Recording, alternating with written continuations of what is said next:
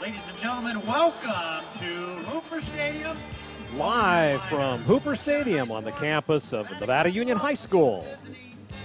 Touchdown Production, celebrating our 12th season of local high school sports television, is proud to present Nevada Union Minor Football. Tonight, in the final home game of this 2008 season, your Nevada Union Miners take on their Delta Valley League rival, the Elk Grove Thundering Herd. Well, tonight it's a battle for second place in the DVL and a shot at the playoffs, and all this football action begins right now, right here on your NorCal Game of the Week.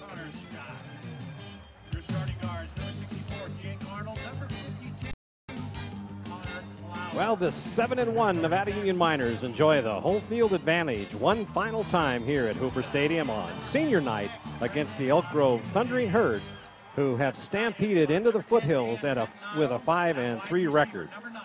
Good evening, football fans, wherever you are across our Foothill network of stations. This is Marty Mortensen filling in tonight for Jim Adams, who's the voice of Nevada Union Minor football, and I'm joined tonight by our veteran football analyst, Paul Brown. Our director for tonight in the Commander 2 is Gil Dominguez.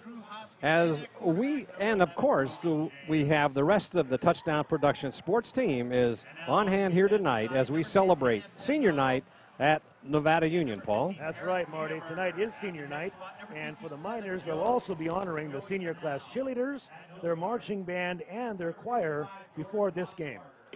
So the emotions will run high, but after the tonight's ceremony, it will be perhaps the biggest game of the season, as the Miners need to find a way to secure second place in the Delta Valley League and become the second team from the league to enter into the playoffs.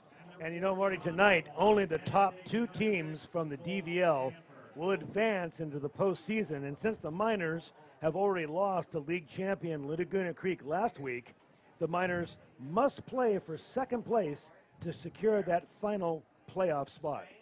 Yeah, last week, Paul, if you remember, it was a cold, wet, muddy mess in Elk Grove as the Cardinals eked out a 13-7 victory over Nevada Union with a double pass play in the third quarter to win the game and eventually the Delta Valley League championship. Yeah, it really was a shame, Marty, that such an important game had to be played in these conditions. But, you know, sometimes the elements become a factor, and when Mother Nature decides to kick in, it's anyone's game. Yeah, so right there, Paul. And so now the Miners will not qualify for a playoff game this season, but they can make the playoffs with a win here tonight, and a win next week in Davis will get them to the playoffs for the first time in 2 years. And after our first pause of the evening, we'll take a look at the DVL and the PVL standings, and then get ready for tonight's kickoff. I have to remind you that this special Nevada Union Minor football edition of the NorCal Game of the Week is being underwritten tonight by Hanson Brothers Enterprises.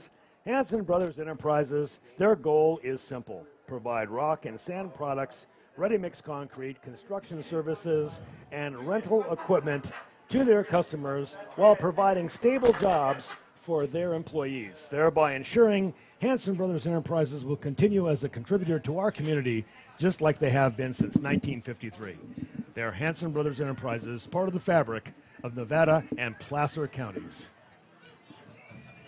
And by Hills Flat Lumber Company. The Pardini family has created a new state-of-the-art facility in Grass Valley on Railroad Avenue, just across the freeway from their original Hills Flat location. October is home improvement month at Hills Flat Lumber, and it's a great time to paint the walls, install flooring, or put new fixtures in before the busy holiday season. The Pardini family appreciates the community's support and welcomes you to their new location. It's Hills Flat Lumber Company, your local home center since 1921, with 2 locations to serve you. And by our good friend Mike Bratton and Mike Bratton State Farm Insurance and Financial Services. Mike Bratton knows a winning team when he sees one, and that's why he supports the NU Miners. Mike and Robin also remind you to come and join them as they honor the memory of their son Michael at the 3rd annual Turkey Trot 5 and 10K run. That's Thursday, November 27th at Hooper Stadium. Registration begins at 7:30 and the racing begins at 8:30. The MEB2 Foundation supports youth activities and the suicide depression awareness incentives. So come out and join us and join your friends Michael and Bratton and family in giving thanks and mourning on November 27th for the 3rd annual Turkey Trot 5 and 10K run. And by Soft Answers. Dallas Wivholm is your local computer specialist in computer software management, design, and consulting. That's why Dallas and Soft Answers are your computer's best friend. Dallas is ready to take on all of those hard-to-solve computer problems that come up, and along with when you design your system. So make your computer and your computer system your friend again with the help of Dallas Wivholm and Soft Answers, a proud supporter of Nevada Union Sports. And by Touchdown Productions, celebrating our 12th season of local sports television. This is Marty Mortensen along with Paul Brown saying thank you for being here tonight, and be sure to tune in next time as Gil Dominguez and Rick Caravelli present Placer Lady Hillman Volleyball as they host the Colfax Lady Falcons in the PVL Championship game.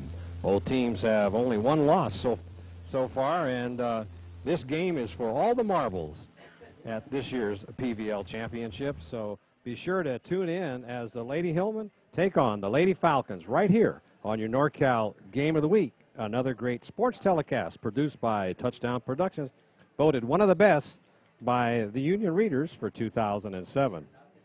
And Paul, it's senior night tonight, and the players and the band, and I think you mentioned it earlier, the choir. I mean, we could be here till maybe 10 or 11 o'clock tonight here before the game gets started, but I can't think of any place I'd rather be, Marty. Boy, this is beautiful here tonight. The weather is ideal. The field is always in excellent condition, not what we saw last week. But one of the things, too, we got to point out, Paul, is this is a must-win tonight for Nevada Union. It really is. And, you know, it's unusual, Marty, because Nevada Union has only lost one football game all season. They're 7-1 currently.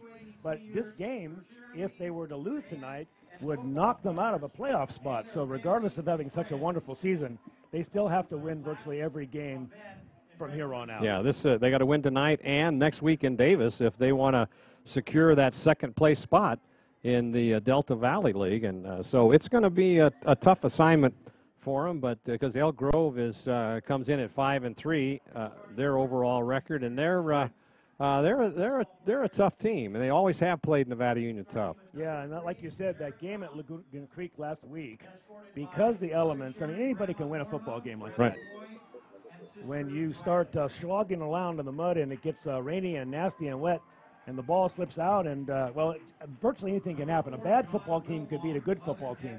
In this particular case, the two teams are very evenly matched, and the team that held onto the ball ended up winning. And there's a shot of the first player, senior, to be introduced tonight, Jared Ralph, with his family. Jared's a 5'11", 165-pound senior, and he's ready for tonight's game. And also there's John Wivholm. There's John. Yep. And there's the number 6, Cole Stanford. And his family. You know, Marty, I love this.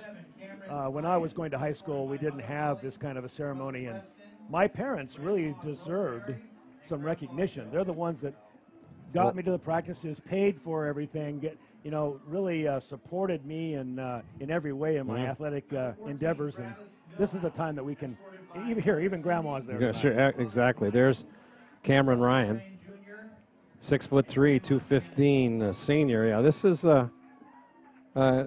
good for the whole entire family. There's number 18, Sam Cartan, escorted by Mother Mary. It's like Travis Millis. We had Jantz up there first with his family, and now we got Travis Millhouse, number 14.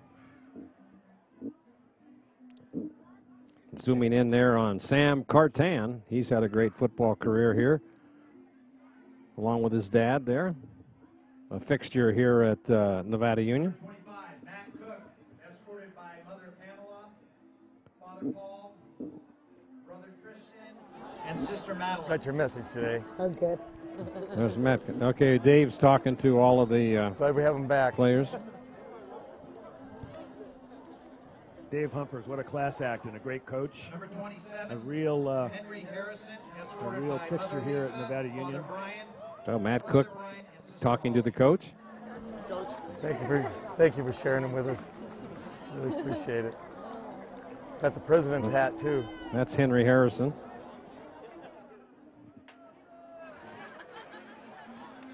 Wow. Good. Thank you for coming. You look great.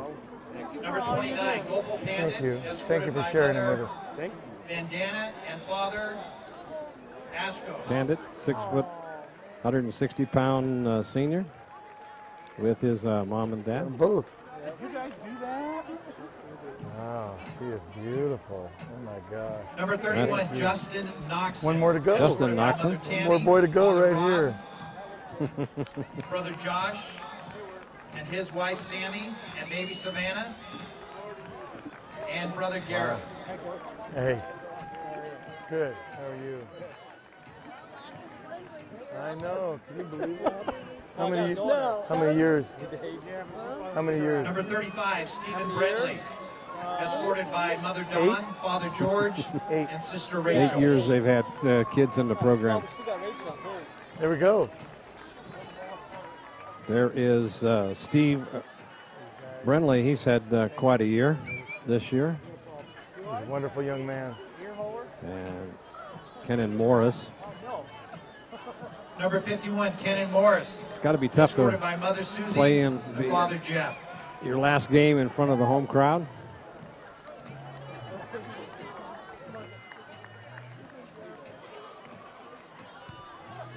You guys got the whole Father crowd here, here. both This is way good. beside there. I like that. Yeah. Number 55, Jordan Mossbarger, escorted by Mother Jordan Rebecca, Mossbarger, Father 6 Randy, foot, 180 senior. grandfathers Gerald Grandparents? Edwards, And the, Grandma. and the Hey. Bill grandparents. Knowles.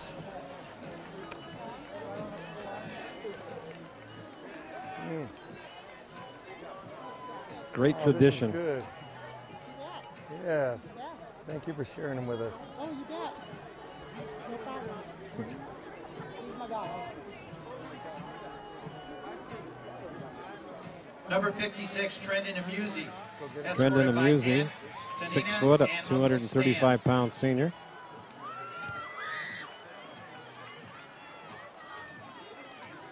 Hey. Good. How are you? We got Jacob. What happened right here? I can't believe you fell for that. How are you? I'm good. How are you? Good. Humphers Thanks for sharing them with us. pulled the old, what's that right there, trick Number on. 57, Josh Fanau, escorted Josh by Mother Fanau, Carol, Father Sim, 240 pound brothers senior, Jonathan, 6 foot. Jake, and Jared. You notice, Marty, how many of these kids are a whole lot bigger than their fathers. Oh boy, they certainly are. They look bigger in pads, but most of them stand taller. And Yep. Eric? Dude? Number 58, Tyler Maybe one more week? Dettinger, Tyler escorted by Dettinger. Mother Maybe Lori, not. Maybe. Father Eric. Wow. Not suited up Hi. tonight, but Good. still goes out to all the practices and Hi, Jamie. and is there with the Number team. 63, Brandon Stevens, 63, escorted by Brandon Mother Thank you for Amy, Stevens. sharing them with us. Father Casey, Stepfather Dean, and Sister Olivia. Hi. Rich? Russ. And Dave. Thank you for sharing them with us. He's a wonderful guy. Number 71, Ross Dahl, Ross Dahl, escorted by 5'10", Mother 190. Debbie, So Father what Gray. they have him listed in the program as a as a junior. junior, but if that's Number 71, Nick Well, maybe he's Souza, trying to sneak some extra TV escorted by time Mother in. Karen, Father Oh, Jim, no, they Sister switched- Alex, Brother Joe, Grandma Grace, That's Nick Grandpa Souza. Joe, He's girlfriend 72. Andrea, and friend Lacey. Hi. We should change that Good. to make sure we call him right. Nice. they switched I like jerseys. it. Number 73, Yeah. Thorburn Hamlin, exchange student host family mother, Joan. They brought the whole family out there tonight. The gates. Good. So you do the host. He's quite a guy. I think we're all lucky to have him. Yeah, he is. You guys are up. Corbin Hammelman. Hey. Good. How are you? Hi. How are you guys? 6'2", 205. Good. Paul? Long time no. Number 75, Devin Rowe. To the days. Escorted Devin by Rowe, Mother number Sandy, 75, 6'2", Father 265. Father Philip, brothers Anthony, Jesse, and Grandma Linda. Thanks, you guys.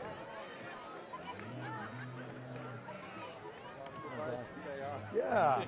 Yeah. Thanks.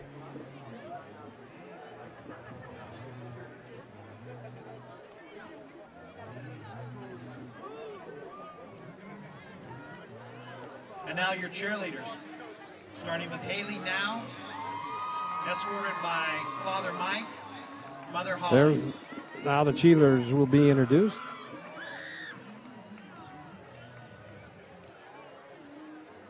Kelsey Carl, escorted by her parents Kevin and Donna, Kelsey Carl. sisters Katrina and Kristen, and boyfriend David. Everybody's in the act.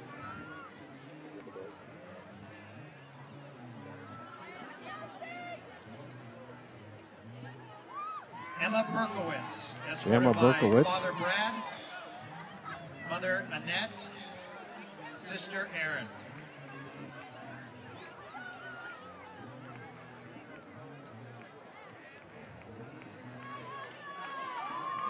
Tiffany Dent, escorted by Mother Kathy Barnes, Stepdad Terry, Stepsister Kate, and boyfriend Todd. Tiffany with her entourage there. Mother with a nice arrangement. Look how much mother and Angela daughter look McLean, alike here. escorted by Mother Colleen, Father Ray, and Brother Mike.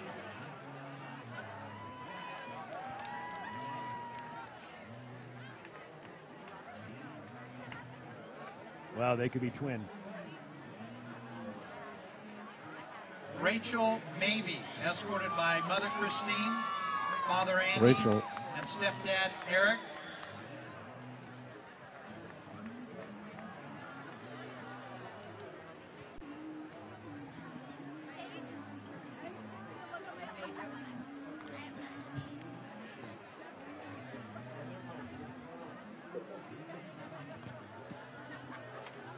All right, while they continue to introduce the cheerleaders, and the band will tell you that this special edition of your NorCal Game of the Week is being underwritten this evening by Seifert Physical Therapy.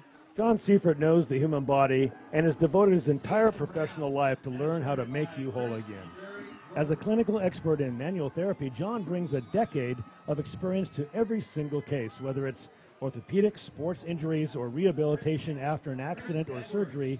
The staff at Seifert Physical Therapy is there to serve you and help make you whole again. Seifert Physical Therapy, proud to donate their time as one of the sports trainers of the Bear River Bruin football program. and by Chan Moon and Kirschbaum OD. Doctors Jerry Chan and Lisa Moon, along with Stephanie Kirschbaum, are ready to offer you complete eye care in Grass Valley. Dr. Kirschbaum joins one of the most progressive optometrist offices in the county. Chan Moon and Kirschbaum offer your family complete and thorough eye examination using Optomat technology. They carry a wide selection of frames for you, and they grind their own lenses. It's Chan Moon and Kirschbaum on Sierra College Drive in Grass Valley, where they protect your most precious gift. That is the gift of sight. And by our friends at Extremely Green, saving the planet is everyone's responsibility, but recycling is just not enough. Well, it's easy for you to think green at Extremely Green in Grass Valley. There you'll find a treasure chest of earth-friendly gifts and goods. They're located in the side of the big A-frame building on Main Street. Just in an Extremely Green, there is a new EcoFlame product, which is an earth-friendly sugar-based heating and cooking fuel for camping and emergency cooking and warming applications. It's a clean burning gel and only available at Extremely Green, specializing in products for earth-friendly living. Top This Truck and Auto Accessories. Chuck Cavros wants your truck to look its best with accessories from Top This. Chuck's ready to talk about the latest technologies and promises to deliver truck and auto attitude every day with his in-store displays featuring thousands of accessories from weather guard, DZ, racket truck racks. Now that the winter weather will soon be here, be sure to see their selection of chrome toolboxes, mirrors, and ski racks. So give your truck some of that attitude and get the service you want at Top This Truck and Auto Accessories, your truck's favorite store. And once again by Spencer Construction. Spencer Construction is a local resource for new home building, room additions, and remodels. At Spencer Construction, you'll find a team of dedicated craftsmen with years of experience, ready, willing, and able to do whatever it takes to complete your project on time and under budget. And Lori and Scott Spencer are also proud to once again donate their time to this year's NU Miner Basketball Booster Club, raising money for both the Lady Miners and NU basketball programs. That's Spencer Construction, your neighbor in Nevada County. And by Touchdown Productions, celebrating our 12th season of local sports television. This is Marty Mortensen along with Paul Brown saying thank you for voting us one of Nevada County's best for 2007 by readers of the Union newspaper. Be sure to tune in each and every week on your Foothill network of stations. It's ACTV Channel 20 in Auburn, Suddenlink Channel 16 in Lake of the Pines is Channel 7, and on NCTV Channel 11 in Grass Valley.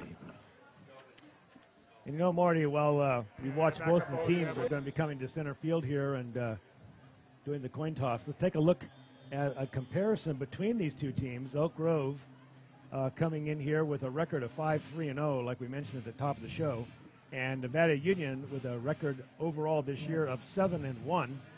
And you know, Marty, when you look at the stat comparisons pregame, the two teams look like they match up very, very well. Elk Grove, for example, averages has Brookie Brooks averaging 75 yards a game, and he's their top rusher. And number 7, as we've seen this year, Cameron Ryan with 66.6 yards. So their top rushers are very, very close. Passing yards is a little different. Zach Miller for the Elk Grove Thundering Herd averages 92.1, while Brogan Jantz averages about 120 yards a game. So maybe just a little advantage, Marty, on the passing yards. And what do you see there total yards-wise? I think it's Zach Miller, isn't it? Zach Miller does come in with a 93.3 yards going up against Brogan Jantz with 124.5. So if we go down through the list, it looks fairly even. And if you take a look at the rushing yards per game, Elk Grove comes in at a total of 193.6, and Nevada Union is at 211.5. But look at the national average on that. Yeah, 166.5. So both of these teams on the rushing side are well over the average nationwide. Right. It's mostly for the Thundering Herd for Elk Grove. It's Brookie Brooks, 114 carries this year for a total of 600 yards. Next closest is Bryce Harper for the Herd, and he's carried 79 yards for 368 yards. The quarterbacking will be done by Zach Miller. He hasn't run much. He's only run for 1 TD this year so far, and we'll come back to that here in a second. See if we can hear Dave. Be responsive. Pass the word if we're trying to get somebody's attention on the other side, okay? Let's really work well together out here. A lot of hustle, okay, at all times. Guys, if we do it fast. If a team shuffles 6 guys in, last week we punted and their defense was still coming in. Cameron should have been red 48, snap it to you, and you would have run for a first down. Get in there fast if we punt. And then if they're not lined up, go run the thing. Green 50, and kick it, or red 48. Shoot, it was a 4th and 4, and they weren't set. So I'm saying, get there fast. Okay, as Humphers continues to talk to his team, I think we're about ready to have the playing of our national anthem, and it'll be sung tonight by the boys' choir, along with a few young ladies in that choir group down there. Also, don't forget about tonight, we've got a midnight movie.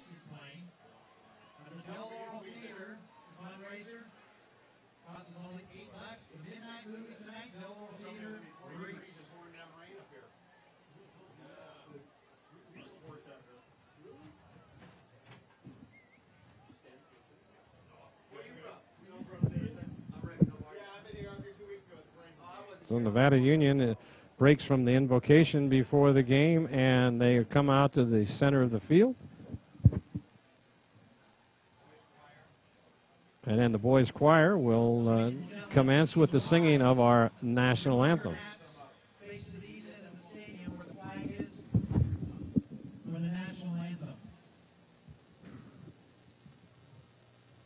Singing the national anthem tonight, let's welcome your 2008-2009 Nevada Union Boys Choir.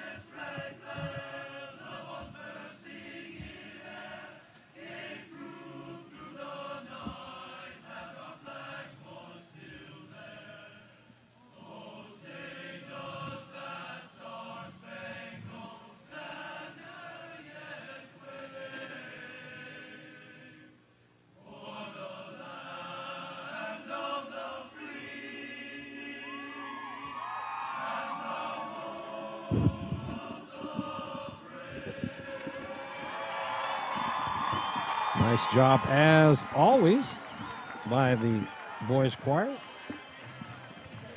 And we're just about ready to get this game underway, as it's going to be a must-win situation like we talked about earlier, Paul, that we've got Nevada Union has got to have a victory here tonight. They do. And, you know, you couldn't have picked a better night for football, though, Marty. It's absolutely beautiful here in the foothills. We've got clear skies all day long, and, of course, we're on an artificial field, so we won't be hampered by any of the mud or conditions we have out here. I'm looking forward for a shootout, Marty. I'm thinking we're going to see over 50 points total scored between these two teams, and whoever has the ball last may just barely win the game. Well, we also got to mention, too, Paul, that this is a must-win game for Elk Grove, because only two teams are going to be coming moving on to the playoffs in the Delta Valley League, and so Elk Grove has got a big incentive to win this game tonight, because if they can win it, they can move on. Well, we were looking earlier, Marty, as we see the two teams send their captains out to center of the field. Let's talk about the MU Miners and the production that they've been getting out of some of their primary players. Cameron Ryan, like we mentioned earlier, does the majority of the ball carrying, and he has a total of 533 yards thus far and 10 touchdowns. And your captains tonight for the Miners, he has done most of the scoring Stanford, overall. number Jared 11, Ralph, Brogan with Jantz. 6 touchdowns, is just behind him. And interesting, Marty, Brogan Jantz has not run for a touchdown all season long, although he has carried the ball 49 times. Mm-hmm. Passing-wise, Brogan Jantz has been doing all of the quarterbacking. He is backed up by Chris Briar-Temple, who has only had a couple of passes all year long. Now, on defense, we've got to always make sure we mention the defense, and there are a couple of outstanding players on this NU defense. Cole Stanford has been an absolute anchor for this defense all year long, number 6. And he has 17 tackles, 32 assists. and he has 7.0 tackles per game. He's the leader on this NU team. But he also runs back kickoffs and punts, and has been doing quite well this season in that department. He certainly has. In fact, he has 2 touchdowns this season. So they're either by interceptions or running back punts, like you say. Zach Vallejo, number 38, you'll also be hearing us say his name a lot tonight. Zach has 42 tackles this year, 51 overall tackles and assists. I beg your pardon, 93 overall tackles and assists. And I think, like I said, we're going to see a shootout tonight, Marty. This should be a very, very good football game. We should see a very competitive and evenly matched game.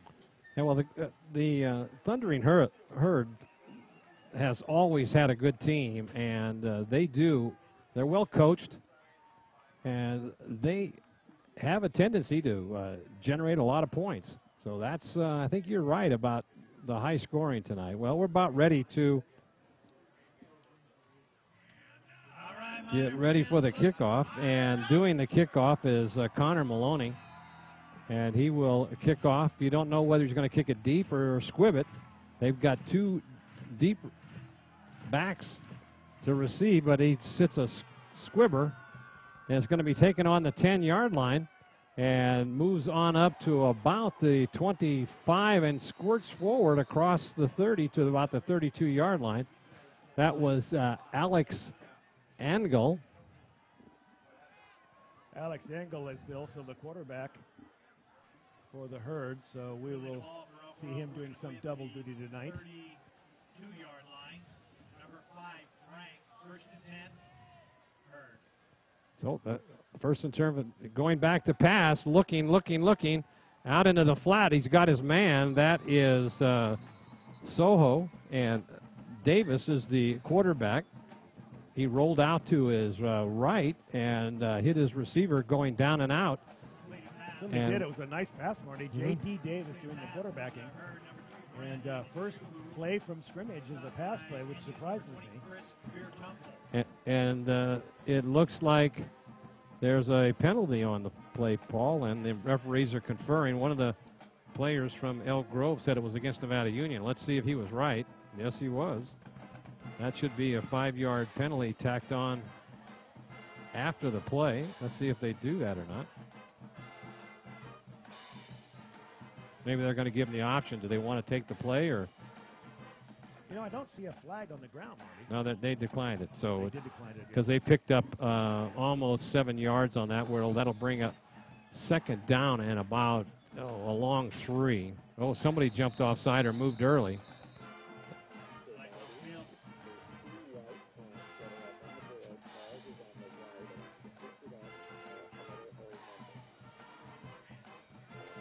So we'll see what this is. It looks like it is going to be a false start.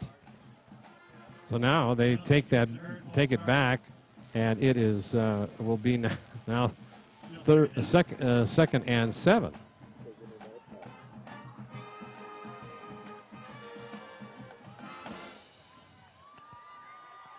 So the Thundering Herd coming to the line. So second down and 7, a handoff over the left side. That's Brookie Brooks. He breaks through. He could go. He's at the 30, the 20, the 10, 5, touchdown. He broke through into the secondary, and just as I looked down and looked up, he was gone. He was gone. Brookie Brooks finding his hole, and when I say finding, he was stopped on the left side, bunched up by his own blockers, and finding a little gap, and then once he found that little hole, there was nobody to stop him, Marty. The safeties had all committed, and he was gone. Boy, you see that speed that young man has? Yeah. Boy, he was off and gone. So holding the ball now for the extra point will be Soho. And the kicker, it looks like it's Dave. No, that's number 18. That is Vasquez, and that is good. Herd on top with 7. Right away, 7 quick points for the Elk Grove Thundering Herd. Whoa. He started off kind of slow there with a couple of penalties, but it only just takes one big play like that. Let's take a look at the replay. You'll see him going to the left, Marty. Watch this. He goes to the left, and he gets stopped somewhere around about the line of scrimmage. Right about here, he's looking for it. He puts his hand out on his blocker, kind of waits for the hole to open, and finds a little bit of hole right there. And all that speed comes into play as he just leaves everybody in the dust. Boy, he did. Look at that. That was a 60, almost a 60-yard run. From scrimmage. Yep. So the first blood is drawn by Elk Grove. And they will now kick it off to the Miners, who will try and score on their own drive.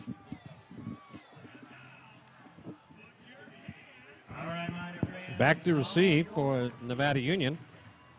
We've got Hoskins and Stanford. So Stanford, they usually try that little reverse ball. Kicking the ball off is J.D. Davis. Kick deep. Good kick. Picking it up now, they're going to take it right up the field. Oh, that looked like a face mask, but no, he may have just grabbed him on the shoulder pad. Gets out to about the 20-yard line. That ball was taken about on the 5 and got it up just to the 20-yard line, so Nevada Union takes over 1st and 10 on their own 20.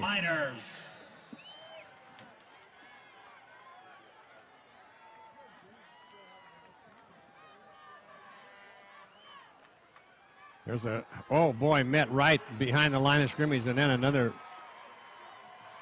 defenseman comes in and knocks him back. That'll forward motion. He lost about 2 yards.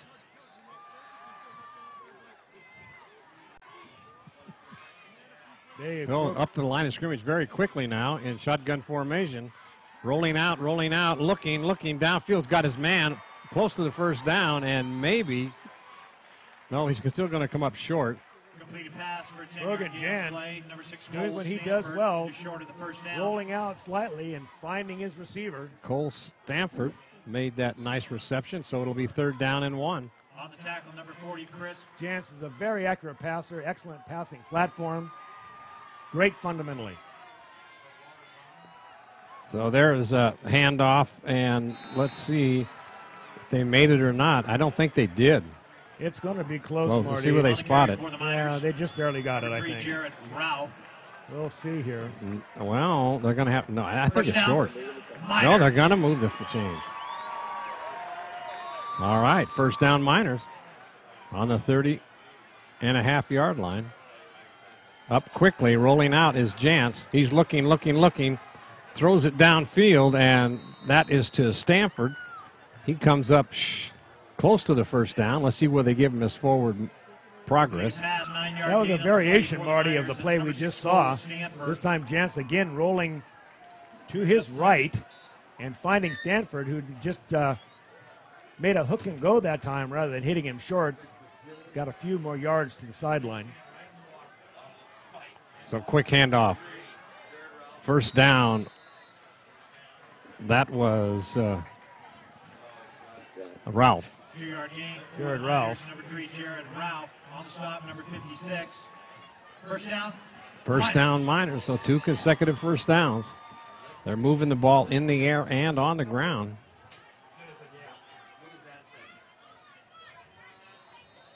Now there's a penalty. I think number 52 for the Miners may have jumped off sides. Clever. Let's go down on the field with Coach Humphers. Penalties against the Miners, false start. Brogan, 7.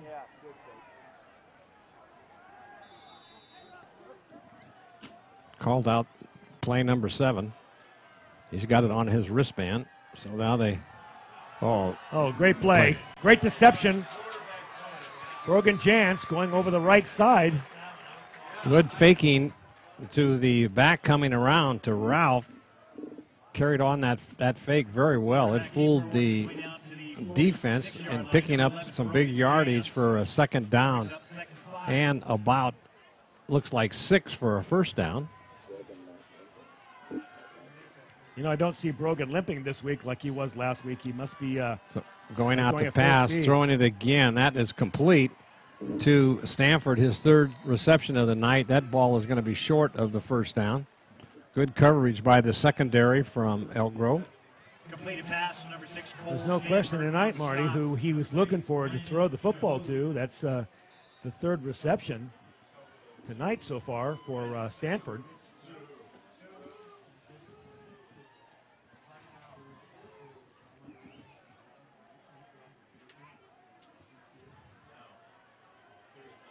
So here's a 3rd and about a long 4. There's a handoff, and he's going to be short of the first down. Just barely got to the 50-yard line.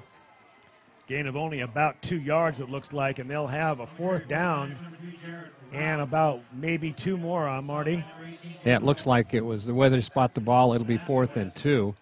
So now they hurry up onto the field. They're going to run it off. They're going to try to do what he was saying earlier, but let's see if they can. Nope, they're going to wait. Everybody's off. Good snap. There's a good kick.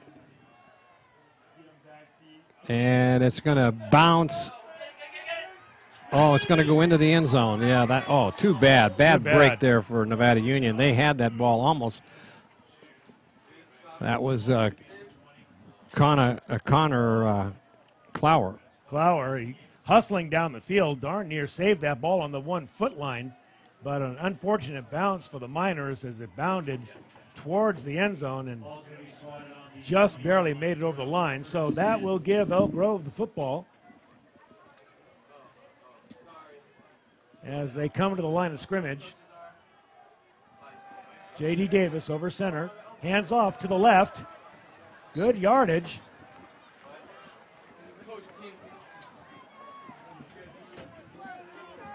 Gain of about 3 yards. On the carry for the Herd, number 5, Kiki Frank.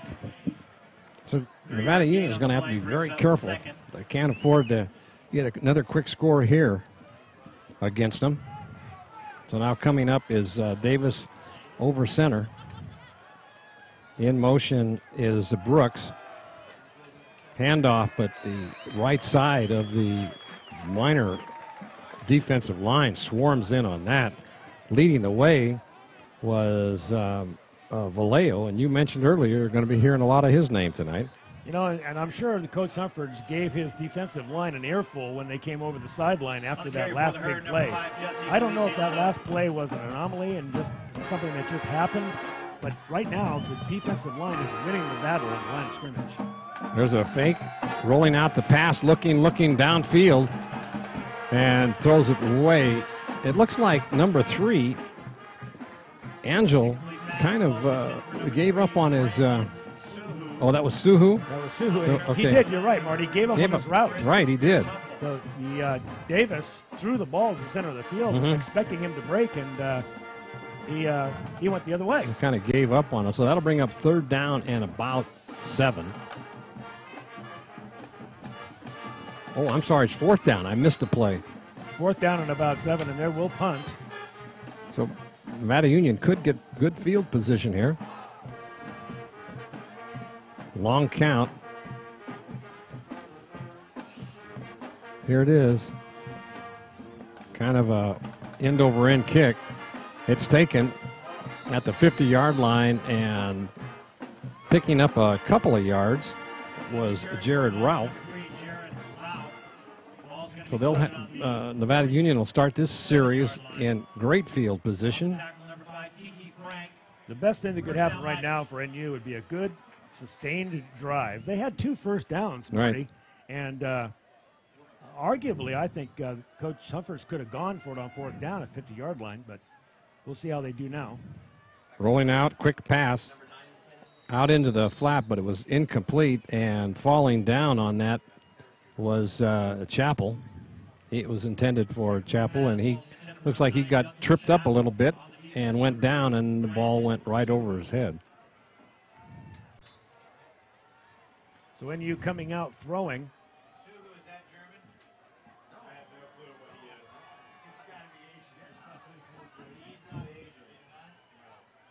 There's a quick handoff going right up the middle for about 3 yards. Coming up making the tackle was Luke Kopp, number 51. Number 21, Jason Slade. So 3rd down and about 6 again. And long for their in a passing down here, Marty. We'll, I'm sure, see Jantz looking for his favorite receiver. Outright is Duncan Chappell. And now we've got a caucus at the line of scrimmage.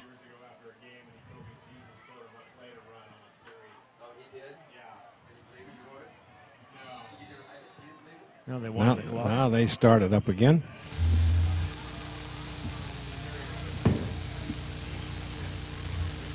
Well, there's a quick handoff. Going to be short of the first down. Let's see if they go for it. The ball carrier was Slade again. And he is stopped short, but not by much. Not by much. I don't think. Maybe by a yard. They may even bring the chains out. No, they're going to call it fourth down. But it can't be more than a foot or two, Marty. I'm surprised they're not taking a measurement. So they're going to go for it. Bringing in the play is Cole Stanford. I think if I was Coach Humphers in this spot, I would be asking for a measurement. I think looking at the hash marks on the sideline from up at our vantage point, it looks awfully close. 4th and 1, big play. Quick handoff. Oh, and he's stopped, and he's knocked backwards. I don't think he made it. Boy, that was a big hit. It's going to depend on the spot. I don't think they're going to give it to him. Nope, they're going to. No, it's going to turn it over. Slade was hit. Boy, the defensive line was right in there. I didn't see who made that tackle, but they stopped that cold. The defensive line was a yard over the line of scrimmage on the NU side. They completely broke down that offensive line. Now they're going to come measure. With that like spot. I said, I don't think it was too far off before the play started. So Coach Humphers is over there, and he may have asked for a measurement. They're going to bring it out just to make sure. Boy, we got moved back. Here's he Coach might have Humphers. it, though. You think he has it? No. I think it does, Cole. Want to bet? Humphers thinks he's got it. Let's see. When they put the ball down, it's going to be short by half a yard. Yeah, not much. No. That's disappointing for the NU Miners, as they were expecting to get a drive going, starting in their own field, on their own side of the field, and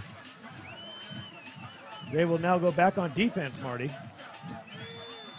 That's got to be a real backbreaker. They had great field position to start that drive, and then ended up three and out.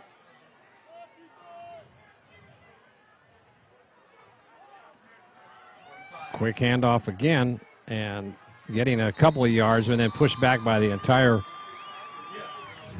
defensive line. Looks like Cole Stanford in there leading the way, along with Morris. Maybe gained 2 yards on the play.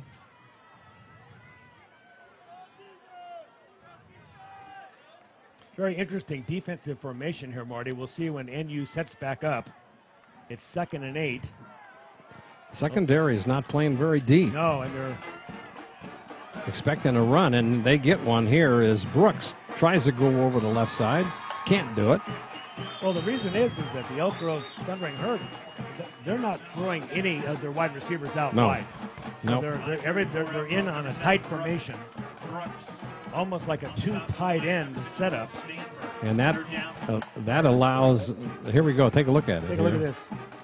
So you see, there's nobody out wide. So NU can bunch up all their defenders in the middle and react to the running play. Now they've got.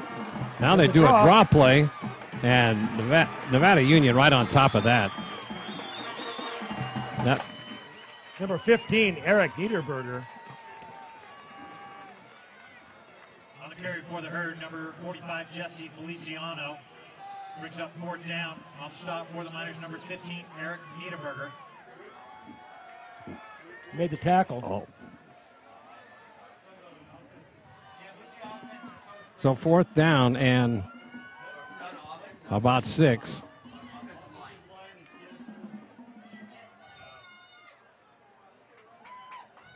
Good snap. Oh, that is a skyrocketing punt. And it's going to take a Nevada Union bounce, and it gets downed on about the 38-yard line of Nevada Union, so they'll take over 1st and 10. And you know, they didn't sacrifice much there, Marty. They only lost about 15 yards in that whole exchange. They held Elk Grove to 3 and out, and with a poor punt, they'll take back over. It looks like about the 39-yard line, which isn't but about 16 yards from where they gave the ball back originally. So once again, Nevada Union on the attack, and there's a handoff, trying to go a circle of the left side, unable to do it. That was Ralph, the ball carrier, and on that tackle was Brookie Brooks. A lot of players going both ways here tonight, Paul. Yeah, Brooks is a very good defensive player, as we talked about earlier. A lot of tackles to his credit this year, and we also see him going. He's also a running back. Rolling out now is Jantz, looking deep. He's got his man wide open, right out in the... And he incomplete, couldn't hang on to it. That was Pettinato. Could not hold on to that ball. He had it right in his hands, and when he was hit, it came out for incomplete passing. Big Dan Pettinato hit 6'4", and big 6'4" out there, just couldn't hold the ball. Watch, he's wide open, like you said, Marty. And look, facing the football, he should have brought that one down easy, and lost it as he hit the ground. Wow, that's an opportunity missed for NU. That'll bring up 3rd down and about a long 8. Rolling again. There he is again. He's looking at the same receiver. No, that is looking at Cole Stanford, who off down the sideline and just over his outstretched hands, and that'll bring up 4th down.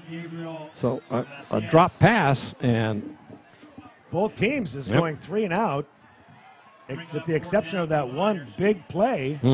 This has been a defensive stalemate for both teams. Yeah, we've got 2 minutes and 17 seconds left to go in this first quarter. Marty Mortensen along with Paul Brown saying thank you for joining us here tonight. Exciting NU action. Nice punt. It's going way over his head. It's going to go into the end zone. No, it backs up, and it's going to be down on the 3-yard line. That thing had a lot of... Gonna have to check the grooves in his shoes because that ball had a lot of backspin on it. It did, but you know, it went off like a pass. It had a beautiful spiral and sliced through the air. But as soon as it hit the ground, Marty, it was like a 9-iron. It hit the ground and spun back. So, to the advantage of NU, they've now got the Elk Grove Thundering Herd on their own 3-yard line. So let's see if they can hold them. 2 backs in the backfield. Now it's a handoff. It looked like a keeper, but that doesn't fool Nevada Union at all. They might have picked up a couple.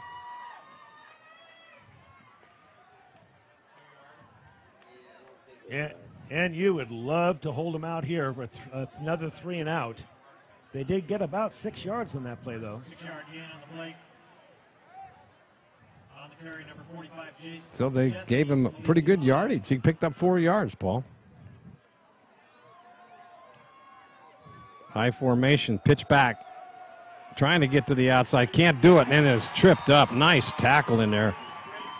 I didn't see who that was. That was Beer Temple, Chris Beer Temple. Beer Temple got number 20. Wow, well, you're right. Such a good tackle, a flying tackle, getting him with his arms and tripping him up. Take a look at this. Watch him come flying in here, and he gets him with his left arm right there. You got to be strong to do that, Marty. Just got him with his arm. So now that'll bring up 3rd down and about 6 again. 2 receivers out to the left. Looking over the center. Caught his man. And nice sidestep. He'll get the 1st down out to about the 17-yard line, where that should bring up a 1st and 10. Nice pattern. Good pass play. Short passes, accurate passing, pinpoint passing, just as good as a running play. Vallejo on the tackle. That pass was to Brookie Brooks. Clock continues to run, 46 left. Quick handoff. That'll be the last play of the first quarter as Nevada Union stuffs them at the line of scrimmage. maybe a half-yard gain, and that should be the last. Jesse Feliciano. Well, they might get one more in, Paul. Number 38, Zach 27 Vallejo. seconds left. Number 14, Travis Millhouse. And you bringing in some alternate linemen. And it looks like they will get another playoff. So we have 2nd down and 10. 2 receivers out, going, looking. And he throws the ball in the dirt.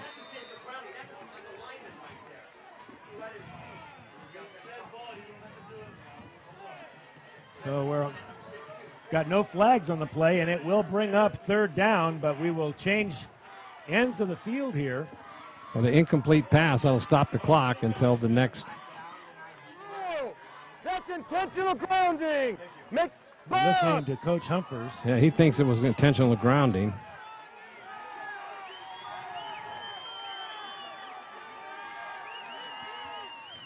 So rolling out now with the option, he pitches it back. He's got his man. He gets by one, and he's down the sideline. And that is Brooks. And Rookie that's the end of your Brooks. first quarter. Showing his speed and agility, getting around the right side just as the gun goes off to finish the first quarter. Boy, he's that didn't exciting sound to like watch. a gun. It sounded like a cannon, didn't it? Seems like it was right here. Elizabeth Harris to the announcer's So booth, with 1 please. quarter in the books here, I'd have to say that this is an evenly matched game so far, Marty. Except for that big play, that big Except for the one big 60-yard play. plus run. And, well, as we saw throughout that whole first quarter, Paul, is that the Miners are really in their secondary, and the linebackers are right up on the line of scrimmage. So once you break into the open, you're gone, and that's exactly what Brooks did, and that was the difference so far in the scoring. And the big pass play that was dropped by the Miners, that ends up to be a very big play. It was going to advance the ball deep into their own territory. So we will see now what the Miners can come up with as we go into the second quarter.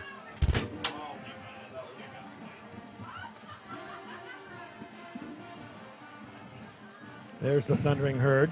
So a first down achieved there by Brooks on that option run, and he took the ball on a pitch out from the Davis, the quarterback, and it was able to pick up some big yardage for the first down. They'll have it 1st and 10. Now this drive started on their own 3-yard line, and they are up now to their own 39, so they're on the move.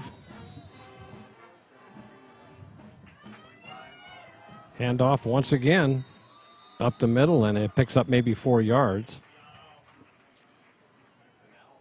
Elk Grove really not having a lot of success going up the middle. They have, like we said, that one big play that was to the left side of the line, but Finau makes that tackle, so it'll be 2nd and about 7.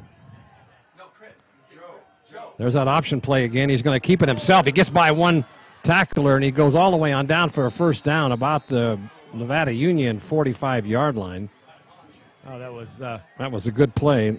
Zach Miller, the quarterback number 11, running the option play. Boy, they may have found something that works here, because that one worked beautifully. And once he got by the line of scrimmage, and that one tackler he had a blocker in front of him. Tyler Clark was leading the way and picked up some additional yardage. Miller very good at reading whether that defensive end was going to take him or cover the pitchman, and decided to pull it down and carry it himself. So now the Herd calls a timeout, and Miller is the quarterback. I'm glad you pointed that out.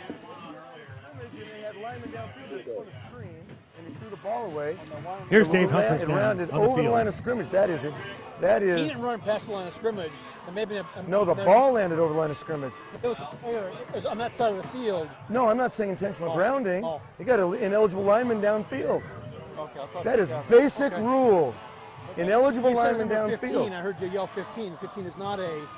No, I didn't yell lineman's 15. number. I said ineligible receiver downfield because If he I'm watching grounded it it too. behind the line of scrimmage, it's fine. Yeah. But he grounded over the line of scrimmage. You That were should have yelling been. before he even threw the It was, pass. it was a lineman downfield. That wasn't me. I'll yelling. watch it. Okay. It was after the pass. The ball hits over the line of scrimmage. The linemen are downfield. Right. That's ineligible receivers downfield. Basic rule of football. So there's Well, I don't think he won. I don't think he won that argument even with the basic rule, right? I don't think he was trying to win the argument. I think he was trying to Get a call next time. get a call next time. That's a good strategy. Coach Humphers knows how to work it. Well, Coach Humphers knows that the referee missed the call, and so now he's kind of puts it in his mind that, hey, you owe us one here on the next questionable one. There's a handoff over the right side. Running the ball is Brooks, and he gets brought down by an excellent tackle there. That was Beer Temple. That's the second diving tackle we've seen Beer Temple make. Brooks is a tough runner to bring down. He's deceptively fast, Very elusive. very elusive, and if he turns that corner, look out. He's gone, as he already has proven once. So now Miller comes up over the quarterback as the quarterback, and he hands off. That play goes nowhere. I think you're right, Paul. The Herd's best option right now is that option by the quarterback. Or simply pitching the ball back to Brooks and going around the ends. That seems to be working. But the NU defense really is still all bottled up. They don't have anybody on the outside perimeters. Rolling out, good fake, out into the flat. Oh, wide open, nobody there. Just like I said, there's nobody out there. The defensive backs are all sucked in, looking for the run play, and that was great deception by quarterback Miller. And very good delivery as well. Feliciano was the receiver. So they continue to move now. Remember, this drive started on their own 3-yard line. They're on the Nevada Union 25-yard line now, so they continue to move the ball down the field. That's only going to be a pickup of just a couple of yards, maybe 3. They bring up second and 7. Marty, they keep converting the third down plays. Yeah, right. They keep coming up with these big plays, whether it be the option or the passing. So here they come to the line of scrimmage. Option play again, and he pitches it back to Brooks, but Nevada Union stops that for almost a loss, I think, Paul. Good pursuit that time by the defense, coming over to not only cover the ball carrier Miller, but to cover his outside option back, which was Brooks. There were 2 players on Brooks, and Miller really had no place to go. He'd be better off just to keeping the ball. Yeah, take it himself. You bet. So there's a loss of about 2 yards. That'll bring up 3rd and long again. Now he's rolling. Got a man. Oh, right. Oh, wide open. Could go into the end zone. 5, 10, 10. Touchdown. Touchdown, Elk Grove. That was a flag on the field. That's what threw me off. I looked over and saw the flag, and I got the yard markage messed up what there. It's going to do here if they're going to be against NU. Yeah, it looks like it's going to be against. I don't know. The Herd is going backwards, like it might be against them. They're not celebrating. Still the caucus going on in the middle of the field. That was a nice play. The receiver was wide open. I mean, there was nobody around him. Well, one of the defensive backs, and I'm not sure who that was, it may have been Beer Temple, fell down and was very near the receiver. But you're right. Once the receiver had that football, it was nothing but open field to the end zone. And it was against the Herd, so that'll move him back. Well, that is a big penalty. Huge penalty. Now it'll took 7 points off the board. And it'll be 3rd down. And really long now. no mention so far by the official what the penalty was, but it's only a 5-yarder. I think that's an illegal substitution. So that could be a big play. The coach for the Herd is on the sideline talking to the referee who threw the flag and giving him a piece of his mind. How big is that play going to be, Paul? If it was an illegal substitution, Marty, that is a very rare penalty. I don't think I can recall seeing that one this season, but it cost him 7 points.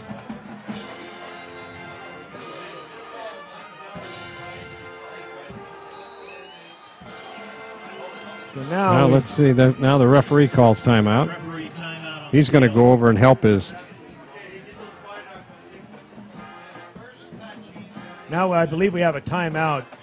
Elk Grove has called a timeout from the sideline. Brad, cover 3 Ranger. Hey! Cole! And we're hearing Coach Humphers on the sideline. Trying to direct some traffic down there. So here we go. Now that's a loss of down, so they're going to try a field goal. It's a by field goal Davis. Attempt. And we've got about almost 50 yards. Yeah, it's about a 48-yard attempt. So let's see if he's got the leg for it.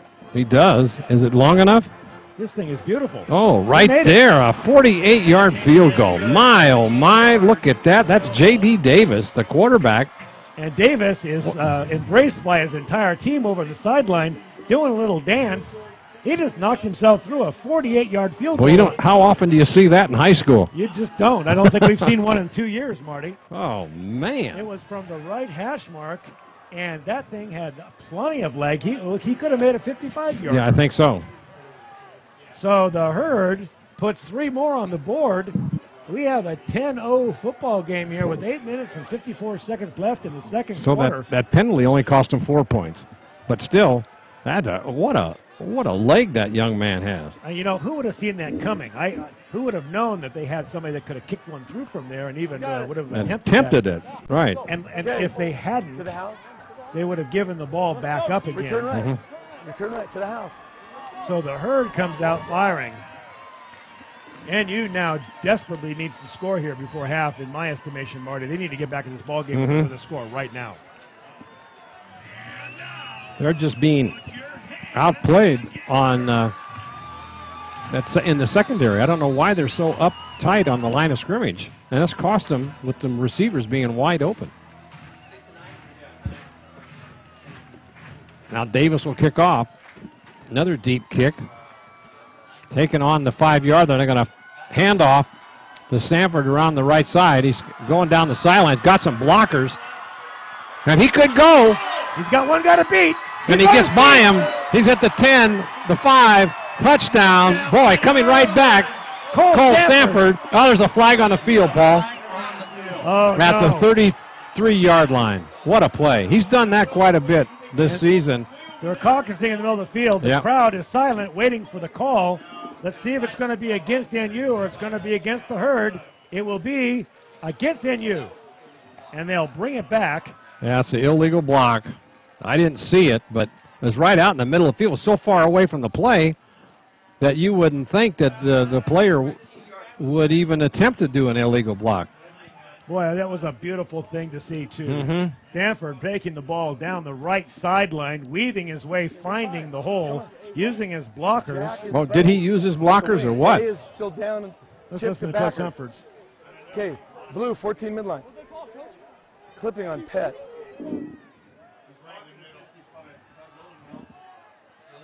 So he said it was clipping.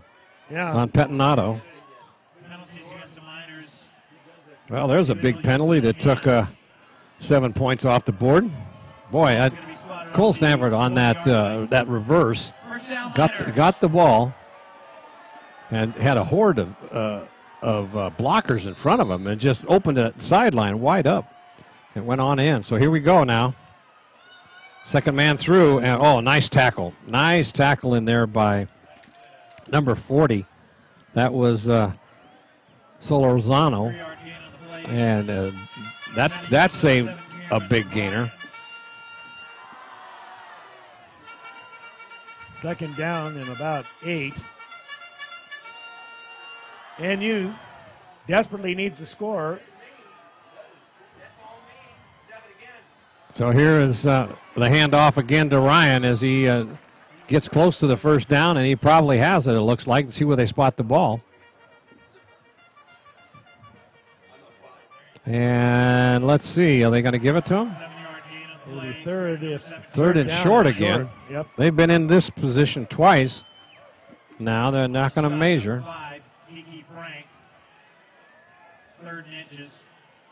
The referee will place the ball down. Again, it's so close that I would ask for a measurement, but they're down. They'll bang it on the line, I'm sure. So the Miners got to go just a little bit, and they stop them again. Unbelievable.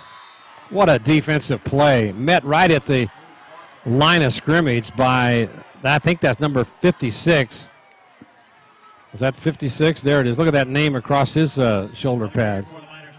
And now they're going to have to punt because they can't afford to give the ball back to Elk Grove and down in their own position. You know, they must win this football game. I can't believe Coach Humphers actually is punting here. I'd go for it. I'd sneak it. They can get a yard. Maybe they'll try to draw him offside. Well, yeah, they are. And he's going to get it. I can't believe that goes to Ryan. He's down the sideline. They got one player to beat, and that was Soho that put the tackle on him, saved the touchdown. Good that was call, Ryan. Marty Mortensen. You called that one.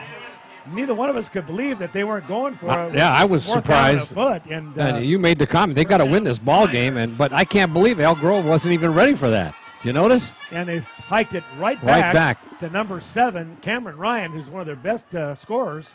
And boy, did he pick up some yardage. There's a Slade goes up the middle over the right tackle, picks up about 6 yards, looks like. You know, a play like that, Marty, can really turn the momentum. Sure it can. Because here they were stopped on third down. And the Herd thought that they had him, and we're going to get the ball back with good field position, and now they're backed up to their own 30-yard line. So there's a handoff. Oh, nice tackle again in there by number 37. That's Watkins from Elk Grove. Came up into the backfield, threw him for about a 3-yard loss, and that'll bring up third down and a long 5. Linebacker Watkins on the blitz. You could see him firing through the line as the ball was. Nobody touched him. Nobody touched him. There was a hole for him, and he found and made a great tackle. Oh, somebody moved early, I think. Fumble on the ground. And I think, let's see who got it. And you got it back. But it looked like there was a lot of movement on that line of scrimmage. That'll bring up fourth down. So, and they've got to go 14 yards for a first down. Here's a replay of that. Now, this ball goes on the ground, and he never does get control of it. He's kicked by his own player there, Marty. Mm-hmm. And it just stays. It looks, everybody's just kind of looking at it there. Yeah, I think coming up with that was, I didn't see who that was. 64.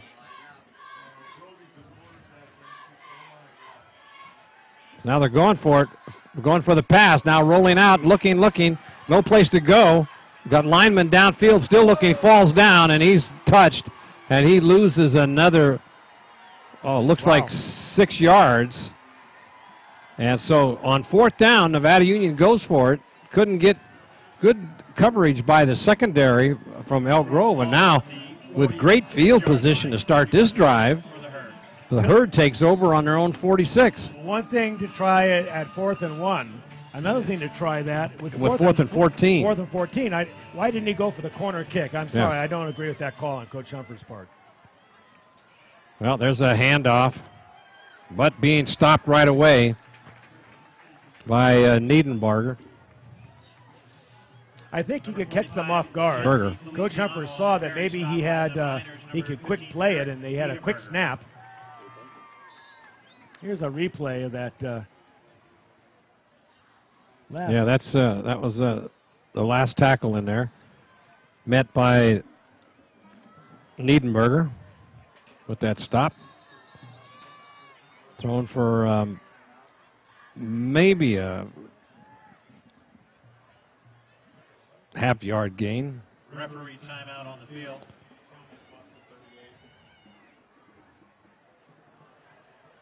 So these two teams battling for a position to make the playoff. Yep, and so far it's Elk Grove coming out the stronger team. Rolling out now, looking. He's got his man open, caught it. That is Soho again.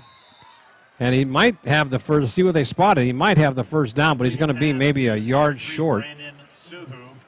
Great pass play. Soho finding the seam and making a quick turn. It will be third down, so there is third and about 1 now by the Thundering Herd. So I guess we got a correct pronunciation, Suhu for number 3, so watch him. Handoff. Trying to skirt the right side. I don't think he made it. He came up short, and it might be a fumble. Marty. Yep, maybe he fumbled See if the he ball. was down. On the carry for the Herd, number 7, Brooks. But it will be fourth down. That was Brooks. Let's see if they go for it.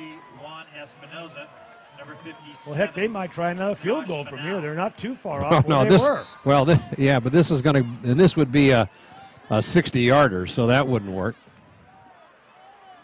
So they're going to go for it, I believe, because they know that their defense is stuffing the offense of Nevada Union. So why not try to get a yard? Now the timeout's going to be called by the referee. Let's see what's going on here. Good crowd came down, or came up here, I should say, from Elk Grove. Well, nothing like Division I football and a Friday night here in the foothills. Beautiful night. Yeah, you're right, Marty. I would bet there's, golly, there's got to be close to 1,000 people that showed up here from Elk Grove. And they're getting their money's worth tonight.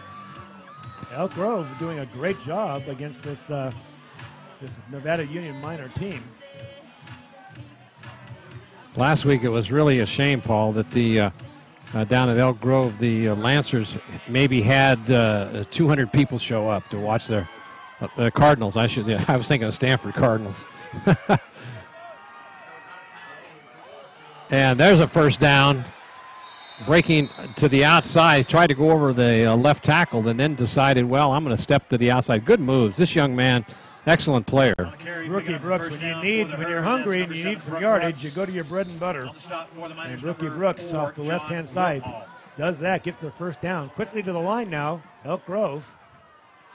Single back, handoff, and once again, Niedenberger comes up and puts the first one to hit him, to put the stop on him.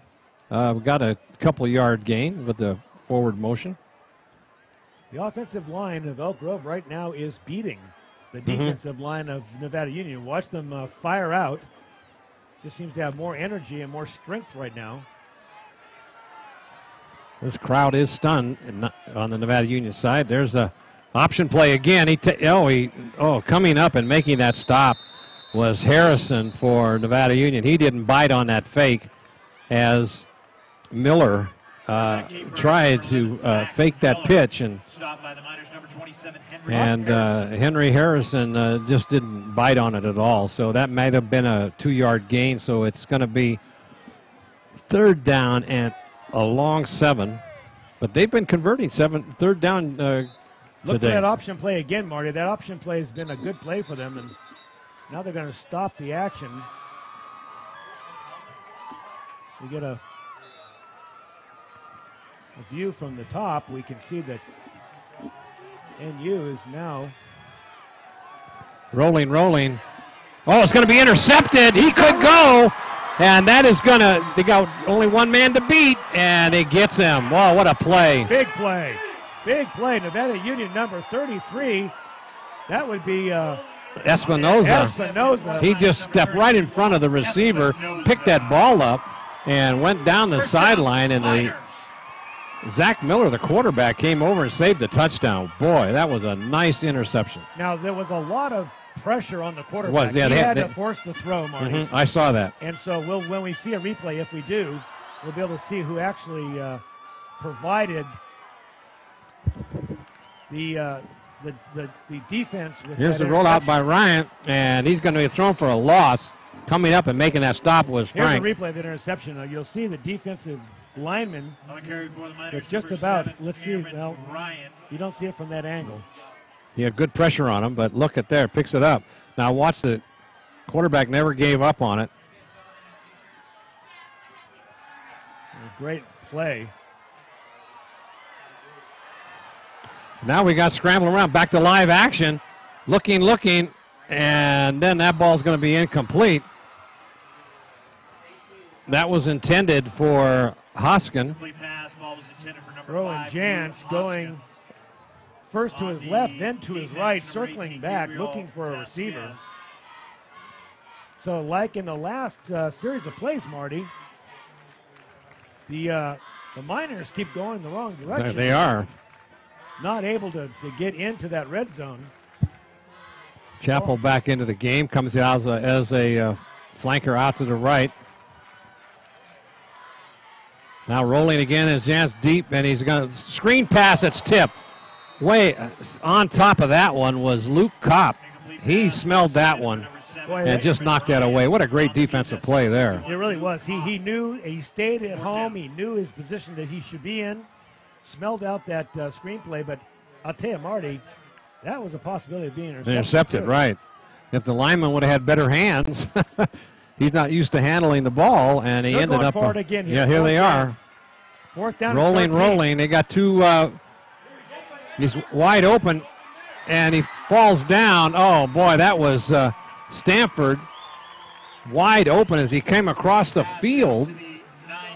Stanford going through the line and then coming across the field, like you say, Marty, and Jantz throwing across his body to the outside flats. He should have scored, but he fell down right there. Right. So now it's first and goal for the Miners. Quick pass in the corner. It's going to be overthrown. That was intended for Stanford again.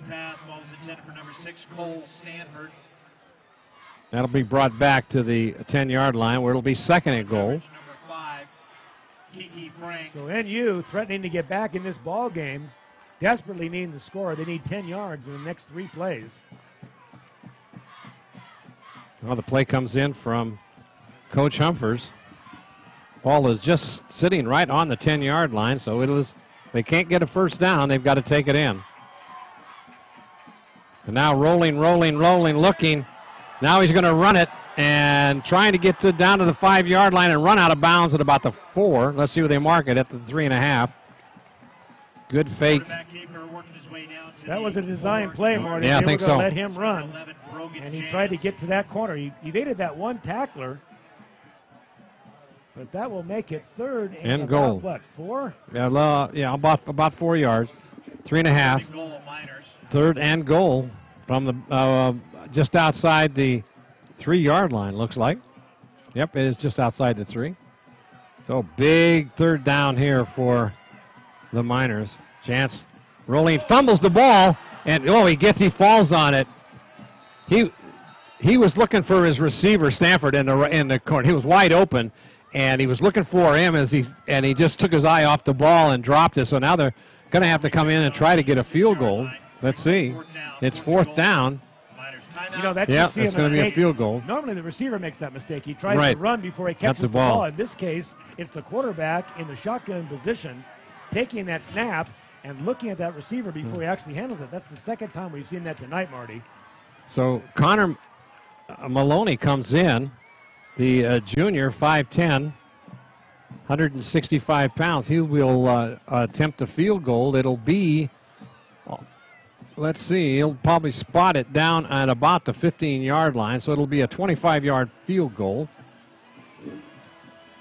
The ball looks like it's spotted actually right about the 5, so I think he'll probably set it down about the 15 or 16. So you're right, it will be 25 yards total. Total from the spot where they're going to mark it. Stanford will hold and put the ball down for Maloney. He's got a good leg, and he's a very accurate field goal kicker. Coach Humphers is out on the field now, talking to his offense.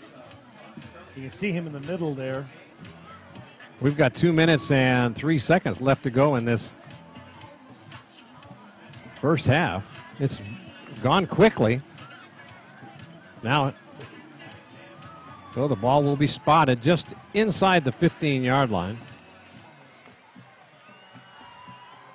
Ball's put down, kicked, and it's up, and it looks good, and it is. Field goal for Maloney. That brings the score to 10-3. Finally drawing some blood. But to have that 1st and goal on the 10 and then not be able to push it in except to get a field goal, which is they needed a field goal anyway, and they got it. But right now with maybe that's only 16 seconds left to go. I thought it was it is 16.7 seconds on the clock. So they didn't have really much time to do anything else. No. I don't blame Coach Humphers for not going for it with 4th and 5. He couldn't take that chance. The 3 points was almost a sure thing.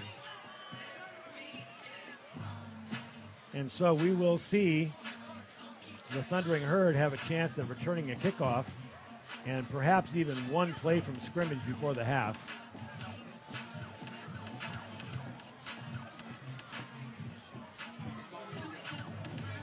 Well, let's see what happens here with 16 seconds, Paul, as I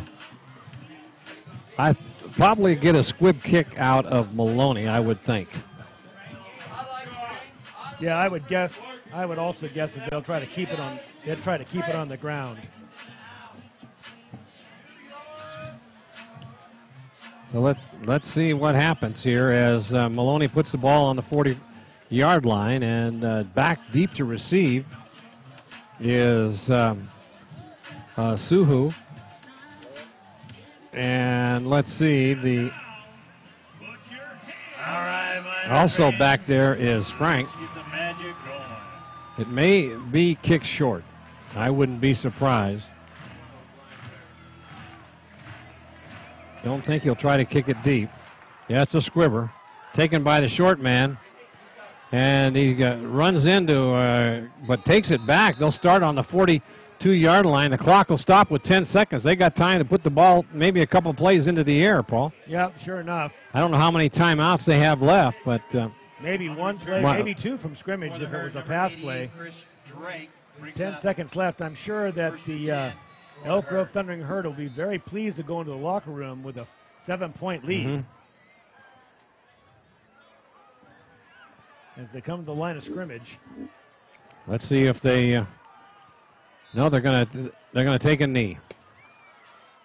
I'm surprised at that, but I think they might be a little gun shy after he threw that interception on the previous pass when they had the ball. So there's your halftime as it comes to an end, and the score at halftime is the Thundering Herd 10, Nevada Union 3. Well, that was quite a first half. A lot of mistakes. A couple of one touchdown called back. And Nevada Union just couldn't get to drive that thing into the end zone. They had some good field position, but just kept, like you said, kept moving backwards. Just couldn't put it together. And, you know, the one significant play of the half came from the third play from scrimmage that may very well have been a fluke, Marty, which was the long 60-yard run by Brooks from the scrimmage by Elk Grove. And that is the difference in this ball game so far. Well, while the cheerleaders are setting up and the band gets set up here in their full regalia, we'd like to tell you that this Nevada Union special edition of a playoff potential position on your NorCal Game of the Week is being underwritten this evening by Hanson Brothers Enterprises. Hanson Brothers Koufax is ready to help you beautify your outdoor world. At Hanson Brothers Koufax, you'll find a selection of landscaping and masonry products, retaining walls, and stepping stones. Now, just added at Hanson Brothers Koufax is HBE Rentals. HBE is a full-service rental facility just like the one in Grass Valley. Hanson Brothers and Koufax has everything for outdoor landscaping combined with HBE Rentals. They are proud to be a part of the Koufax community and Hanson Brothers Enterprises. Hills Flat Lumber Company, the Pardini family is proud to be your neighbors in Grass Valley and in Colfax. By teaming up with Do It Best products, Hills Flat Lumber Company carries the selection you want with the buying power of a large retailer. Now, both their Colfax and Grass Valley stores are solar powered. Hills Flat can generate up to 175 kilowatts of power every day, making their stores state-of-the-art facilities that make shopping for your lumber and hardware needs a big pleasure. So shop with a pro shop. You'll feel and you'll find everything you need at Hills Flat Lumber Company in Colfax and Grass Valley. And then by Mike Bratton, State Farm Insurance and Financial Services. Mike Bratton knows a winning team when he sees one, and that's why he supports the Nevada Union Miners. Mike and Robin also remind you to come and join them as they honor the memory of their son Michael at the 3rd annual Turkey Trot 5 and 10K run, Thursday, November 27th at Hooper Stadium. Registration begins at 7:30 and the race begins at 8:30. The MBE2 Foundation supports local youth activities and suicide and depression awareness incentives. So come on out and join the friends of Michael and the Bratton family. That's Thanksgiving morning, November 27th, for the 3rd annual Turkey Trot 5 and 10K run. Soft Answers. Dallas Wivholm is your local computer specialist in computer software management and design and consulting. That's why Dallas and Soft Answers are the best friend you and your computer systems have ever had. Dallas is the one to call for all of those hard-to-solve computer problems, and especially when you first start to design your own system. So make your computer and computer system your friend again with the help of Dallas Wivholm and Soft Answers, a proud supporter of Nevada Union Sports. And by Touchdown Productions, celebrating our 12th season of local sports television, this is Marty Mortensen along with Paul Brown saying thank you for being here tonight, and be sure to tune in next time as Gil Dominguez and Rick Caravelli present Placer Lady Hillman Volleyball as they host the Colfax Lady Falcons and the PVL Championship game. Both teams have only one loss, so this game is for all the marbles for this year's PVL Championship. Be sure to stay tuned as the Lady Hillman take on the Lady Falcons right here on your NorCal Game of the Week. Another great sports telecast produced by Touchdown Productions, voted one of the best by the Union Readers for 2007. And now let's go down on the field with Gil Dominguez. Gil, are you there? Yeah, thanks a lot, Marty. I am down here on the field with Jen and Jason Meyer, and we're going to be talking about the Turkey Trot while the band kind of plays behind us. Great NU band. We will be televising their winter concert coming up also in December, so you want to look forward to that. Ken Carter doing a great job with the NU band, and Jen, former alumni here at Nevada Union. The band's really come a long way. They sure have, yeah, absolutely. Now, today we're talking about the Turkey Trot, and of course you guys are involved in it. Jennifer, Michael's sister, used to be a Bratton, now she's a Meyer, but you know, always a Bratton. Always Bratton in this town especially. And of course, you walk over to State Farm, you're able to see her over there. 3rd annual event, and this just keeps getting bigger and bigger. Absolutely. The first year, 2 years ago we started, we had 600 participants, and then last year it doubled, 1,200. So we were really pleased by the numbers and hoping this year to grow even more. Well, I think it's going to. And Jason, what's your read on it there as you come in toward Thanksgiving again? You know, I think if we've got good weather, we're going to see a lot of people turn out. It was a great event last year. It was a good run, good participation, and a great family atmosphere. So we're hoping for a good turnout.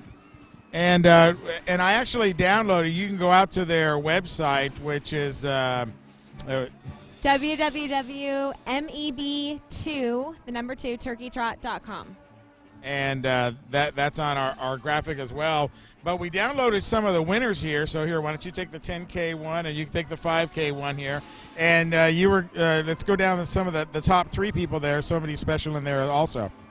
Well, I'll point out the first and second. Nelson Locks and Kevin Selby were the top 1 and 2 10K finishers, but the third place was Michael's cousin, Kristen Hennehan, who came all the way from Washington, D.C. to run this event.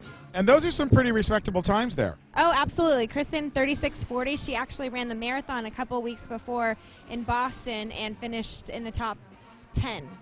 So did a reputable job. We've got a good competition going in this race. Right, and the top time there was a 31:57 in the 20 to 29-year-old bracket by Nelson Locks, and then Kevin Shelby posted a 34:26. So pretty good for the 10K run, and then of course, you know, this is everybody's race. Even I can come out there, right? Absolutely. Run, walk, do whatever. It's not competitive if you don't want it to be. And so we want to honor, take the time to honor the last place finishers here, and that's on page 2, and coming in 109th and 110th place. Well, Faith Collins is actually a true runner. She runs in all the Grand Prix events, so I've got to give a shout out to her because we see her at all the races. And then Deborah Harwood. So they did a good job.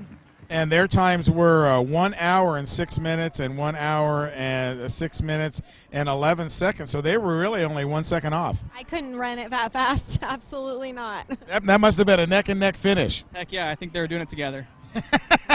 Now, in the 5K, who was our top winners? We have Chris Bottolato, and he shows up at every race. He's a fantastic runner. And him and Andrew Primrose, real close times, 16:18 and 16:23. And a total of 344 racers we had this year in the 5K. It was a good turnout. Yeah, that was massive. And then who came in last right there? We want to honor our last place, because I know that's where I would be. I would be bringing up the rear. You know, and the same sort of thing as a 10K. The ladies together in the 70-plus age categories, Joan Shop and Jean Sutton, in 38 minutes and 28 seconds. So yeah, 70-plus age group. How wonderful is that? That is fast. Well, that's just wonderful that you would be able to do that at 70 and still get out there. Especially in November when how cold it is here.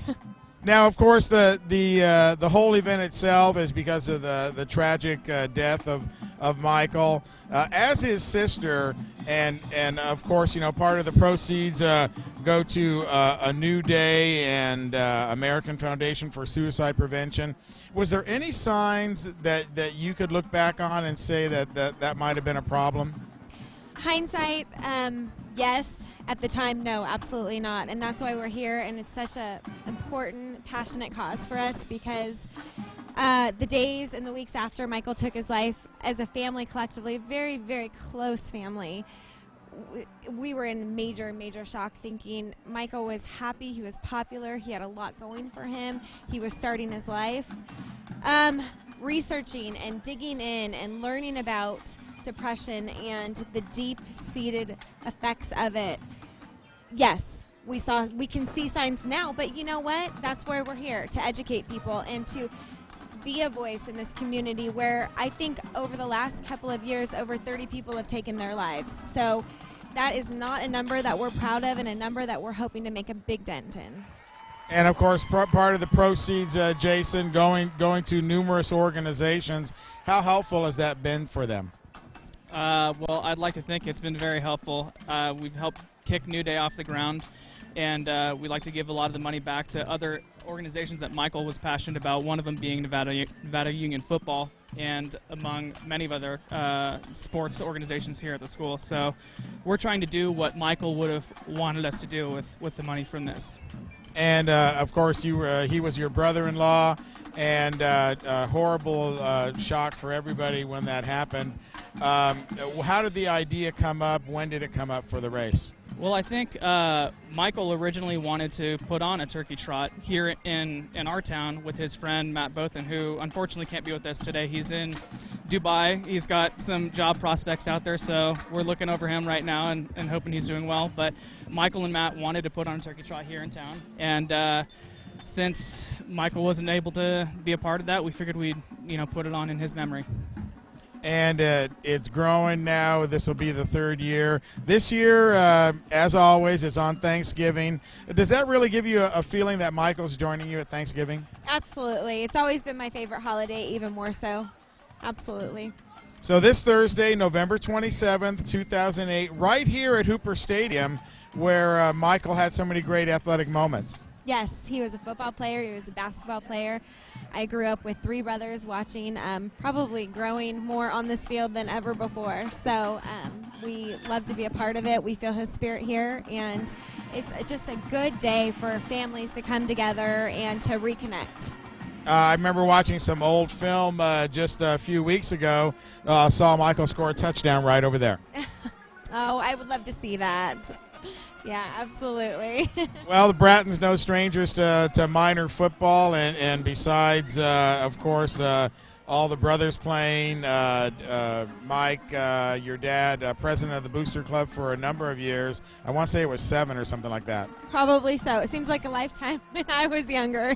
And it was, and I know he was the only president that we ever knew for a long time, and now, he's kind of taken a back seat, but still very influential. Yes, yes. Our family has a lot of great memories here. This community, this school, this stadium has really just built a lot of memories for our family, and we want to give back as much as we can. Now, you got some online registration. Does that help out with the bottleneck that morning? We're trying to work through a lot of the bottlenecks that we had last year, and one of the things that's really going to help is if you register online. One of the advantages of registering online in advance is you do get a T-shirt, and that'll be available on the day of the event. But definitely registering early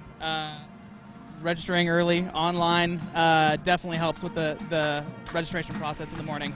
So you're only slating an hour for registration and then the start of the race. Is that a little optimistic? I don't think so. We got through it pretty good last year, actually. We'll power through it again this year. We've got a new finish line we're introducing this year. It's going to be all electronic, and so hopefully that'll help with the finish results at the end as well. Well, I saw the course online, and come on, squeeze in here a little bit more. I saw the course online, and it was really impressive the way it kind of winds through Sierra College and up on Lytton Hill. And yes, absolutely. Jason, I'm going to credit to the course. My dad also, and a couple of really dear friends. It's a good course. It's not flat. It's hilly down, hilly up. It's great for the walkers as well. I mean, we don't want to ignore the walkers in this. It's a good event for them as well. All right. Well, listen, thanks for joining us tonight here at the halftime. And look forward. Remember, it's the Turkey Trot, 3rd annual, Thanksgiving Day right here at Hooper Stadium. Registration begins at 7:30. The race begins at 8:30. Be sure you trot on down here. Okay, guys, thanks a lot. Thank you very much. All right. So besides, of course, talking to the Brattons tonight and having the halftime of a very exciting game, we've got a couple birthdays in the house. One is Nancy Adams. That's why Jim Adams is not here tonight. And happy birthday to Nancy. Jim is with her over in Reno. And then tomorrow is actually Jim Adams' birthday. And he is going to be 54. And, well, you got the cover on it there. I'll take the cover off. And also tonight, it's my birthday as well. 55 years old. And we got a little speed limit cake right there that the crew can enjoy. Marty and Paul, that goes for you as well. Come on down out of your crow's nest after the game and have a piece of cake down here. I got to stay in the slow lane now, I think, over at 55. No more speeding for me. And did you ever? No, I never did. I didn't think so. Never got a ticket for any of that. All right, listen, thanks a lot, guys. Halftime almost over. Let's throw it back up to you guys. Go Miners. Okay, happy birthday, Gil, and 55 years old. I wish I was that young again. All right, we'd like to tell you that this NorCal Game of the Week, special edition for NU, is being underwritten this evening by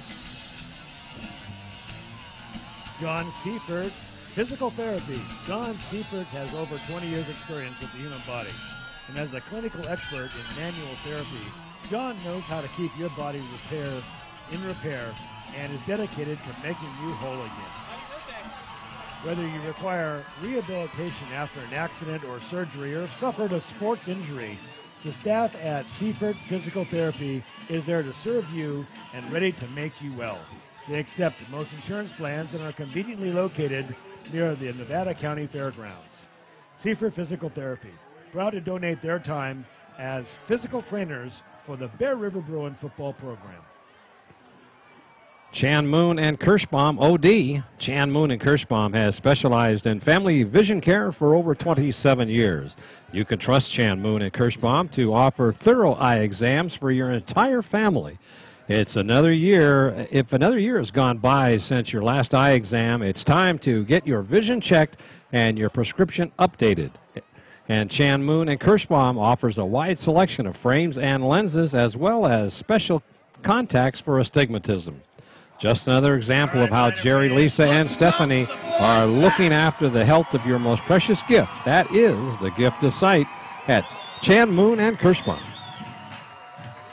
And by Extremely Green, Christine and Mike Hoxie have created the first all-green, earth-friendly gifts and goods store. They're located in the big A-frame house on Main Street next to Betty's Toy Box.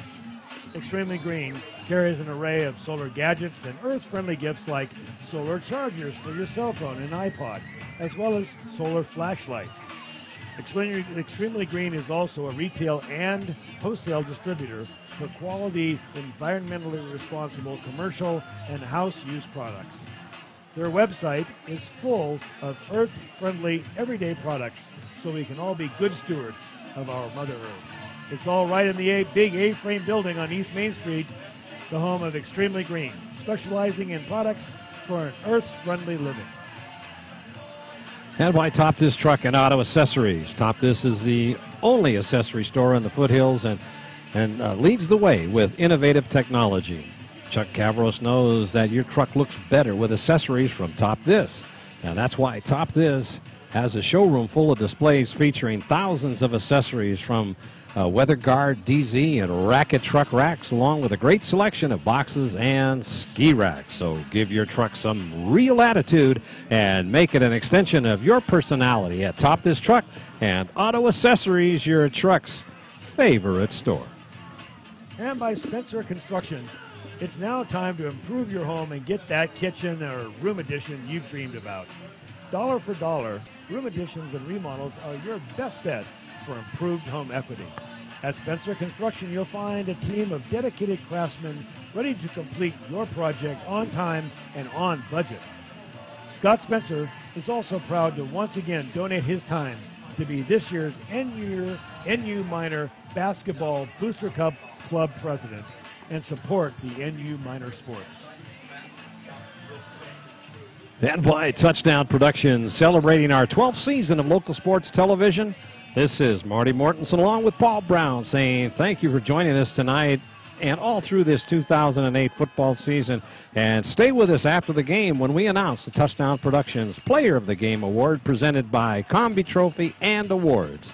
Paul and I will select the most deserving NU Player of the evening and present them with the award for their achievement. So stay tuned for Touchdown Productions Player of the Game Award presented by Combi Trophy Awards.com coming up immediately after this NU football telecast. Well, we're about ready for the second half kickoff, and Nevada Union will receive the kickoff. And back to receive is for Nevada Union is Jared Ralph and Cole Stanford. Now, you remember last time they did that little fake reverse, handed the ball off to Stanford, and he ran down the sideline with a big gainer. So let's see what takes place right here as coming up to put the ball on the tee should be the kicker, J.D. Davis. And let's see, Marty, if NU picked up a little momentum with that field goal at the end of the half. They scored last. Let's see if they can take the ball out and score again. Short kick, and they're going to try that reverse again, and they're going to fake it. And Cole Stanford now cuts away. He's got some room, and there's a block in the back. Another good block down the sideline. He's at the 40. He's got one man to beat, coming over and making the stop. And no flag on the field this time. Cole Stanford has done the job all night on his kickoff returns. That time, I'll tell you, Marty, he didn't have the blocking he had in his last No, he return. didn't. He just did it all himself. Working his way down to the 30-yard line, So, number 6, Cole in great field Stanford. position, NU will take the football on First their down, own Minor. 30-yard line. What a way to start the second half. A great run back. Good blocking also. Now here come the Miners. Single back in the backfield. In motion is Hoskins.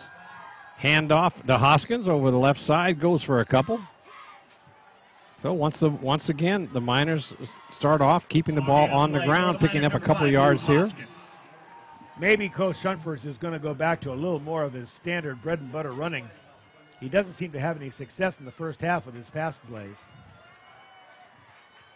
Well, there's Ryan again, and he picks up maybe a couple more, but coming up and making the tackle was Brookie Brooks for the Herd. Cameron Ryan, Marty, is 215, 6'3".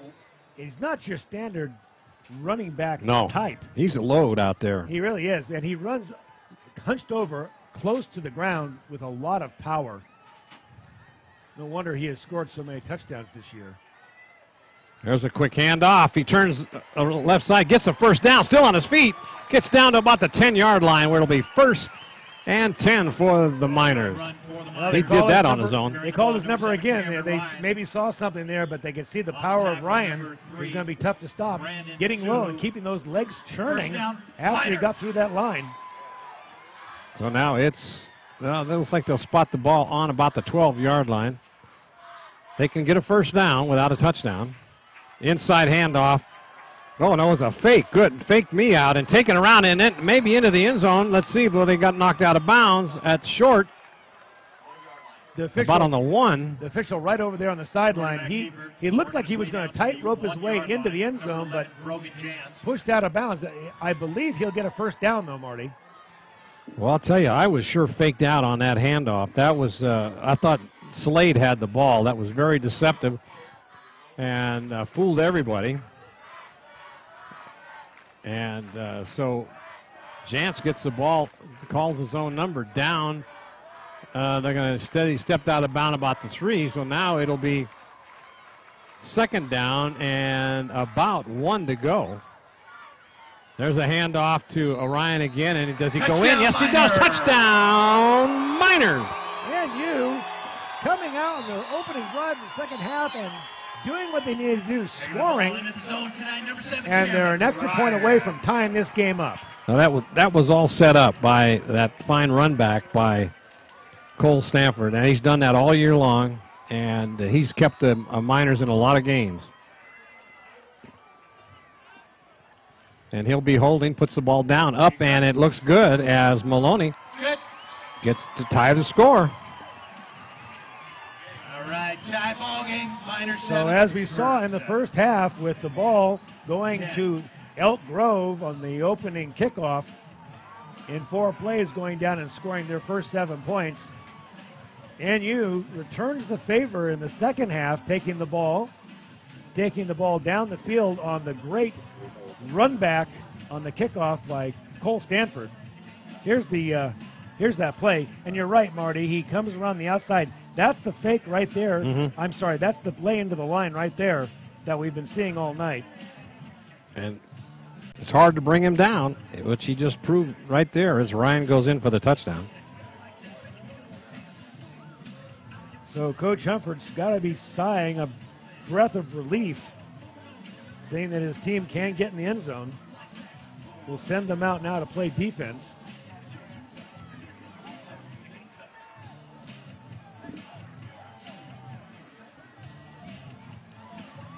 Well, the Miners will now put the ball on the 40-yard line. Maloney will tee it up, and we're ready to go. Let's see if he squibs this one again. He's been doing that quite regularly.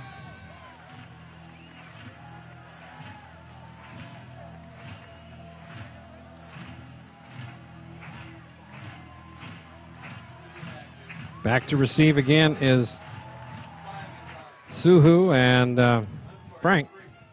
It's taken by Frank as he heads up the center. Oh, he runs in a big pile of blue jerseys for Nevada Union, and it gets the ball out to about the 26-yard line where they'll take over 1st and 10. Wow, that's Kiki Frank, and he looked like he ran into an oncoming car. I know, it was really something. He just got knocked back. They couldn't split the wedge open, and Nevada Union comes up with a big tackle, so it's 1st and 10 for the Herd. And there's a handoff, picks up about 7 yards on the carry. That was new ball carrier there, number 45, Feliciano. Jesse Feliciano, On the tackle, number a 14, senior. Travis Millhouse. First carry of the night. Juan Espinoza. Quick handoff again. That'll go for the 1st down all the way up to the 40-yard line. That's Feliciano again, the fresh legs of a new back. Feliciano carrying the ball twice now and getting a 1st down for the Herd.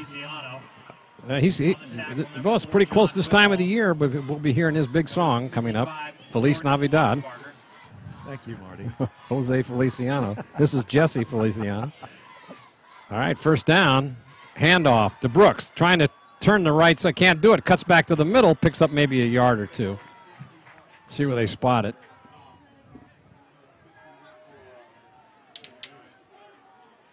So this half, we've yet to see the option play that was so successful for Elk Grove. I think maybe the Miners have sniffed that one out. It was very successful, but you only go to the well so many times. Oh, there's a fumble, and let's see who got it.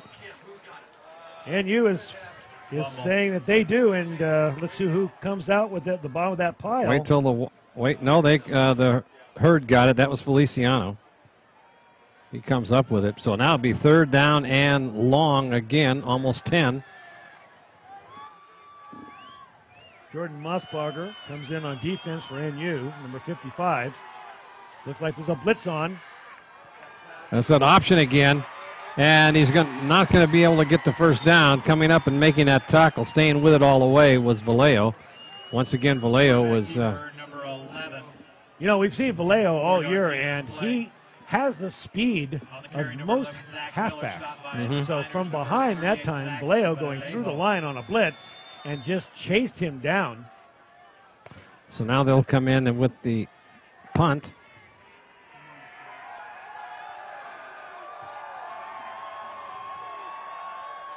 NU doing the job, holding the Herd to only 1 1st down, and they'll be punting. 8 minutes left in the 3rd quarter. Score tied at 10. Good snap. Oh, now they're going to run it. Oh, he kicks it. He ran off to the side. Great play by the punter. And let's see where they're going to knock it down. They knock it down at about the 7-yard line. Wow. What a wonderful play. There was a big rush put on. It was a nice snap, nice tight spiral snap. And then he just ran away from the... Wasn't that Zach Miller? The kicker? Yes, I believe it was Zach Miller, number 11. And, he did something that's very, very difficult, Marty. He saw the oncoming defender.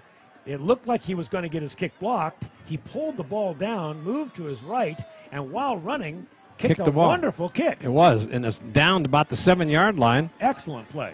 And let's see what Nevada Union can do here. Is still on his feet, running almost to the 1st down, and he does cross the 1st down line. Let's see who that was. I still can't see his number. On the carry for the Miners, number 5. 5, that was Hoskins. Boy, Drew Hoskins said, "You're not going to get me down that easy." He just kept going, moving that pile, finding his way for a 10-yard gain. 1st and 10, so they brought it out deep and out of their own territory. Ryan, that's Ryan with the ball. He's heading down the sideline. He's going to be brought down in there by Vasquez, and that's a big gainer. Boy, I love to watch Cameron Ryan carry the football. He knows what he wants to do, and if he gets just a little bit of daylight, yeah, he's gone. He's strong enough to break tackles and get around that corner. So once again, quickly up to the line of scrimmage is the Miner offense, and then there's a handoff up the middle, and they're opening up some pretty big holes now. Oh, it's Drew Hoskins again, it looks like. Hey, we got to look at Cameron going around the right side for NU. It's a straight handoff, and watch, he waits for his blockers, but then once he gets himself a little bit of room, he's very deceptive. You see him break some tackles here. And just using his speed and strength to get around the corner for a big gainer. Here's the option by Jantz, trying to go around the left side. He does. And he picks up the first down and more. So once again, Nevada Union on the move here in the second half. It's been all Nevada Union as it's 10-10 with 6:49 left to go in this third quarter. And boy, if you've noticed, Marty, they came out with energy the second half. NU got the kickoff and knew what they wanted to do with the football. They're firing out now. There's another big gainer. The ball carrier was Jared Ralph. They're spreading the wealth around out there with the running backs. Well, like we saw with the herd coming in with Feliciano, some fresh legs in the second half. We're seeing NU with the same idea, spreading the wealth around and letting some new ball carriers carry. There's a handoff again to Ryan, trying to go around the right side, and he gets stopped this time. I think he got the first down, and it looks like he did. 7-yard run for the Miners, picking up the first down.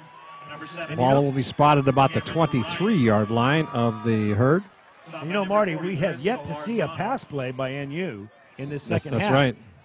They were somewhat successful in the first half, but if you recall, they kept going backwards. Jantz would not be able to find a receiver and get caught behind the line of scrimmage, so that hasn't happened so far. Nice move in there by Ryan. He was stopped at the line of scrimmage, and then he just backed up, took a hard left turn, took another right turn, and away he went. Boy, it's a rare back that you can see start and stop again and then go at full speed. Yeah, he changed directions on a full stop. 215 pounds doing that. Well, a lot of talent. Good Division I high school football, and he'll be picked up, I'm sure, by some college. There he is again. This time, though, he gets stopped. Okay, we get a play. Here's the replay. And watch. Step backwards. There, and then start again. That is a load to bring down. He was riding him there on the ground. So now it's back to live action, and it's third down and a long 6. So they've got to see if they put the ball in the air here. He's rolling, looking. Got his man. That is Ralph. And Ralph will get the first down inside the 10-yard line. Once again, first and goal. The Miners are threatening. And so far, the second half has been all Miners. And don't forget about the midnight movie tonight. Tonight showing at the Del Laurel Theater. It's Grease. So Coach Humphers will send in a play.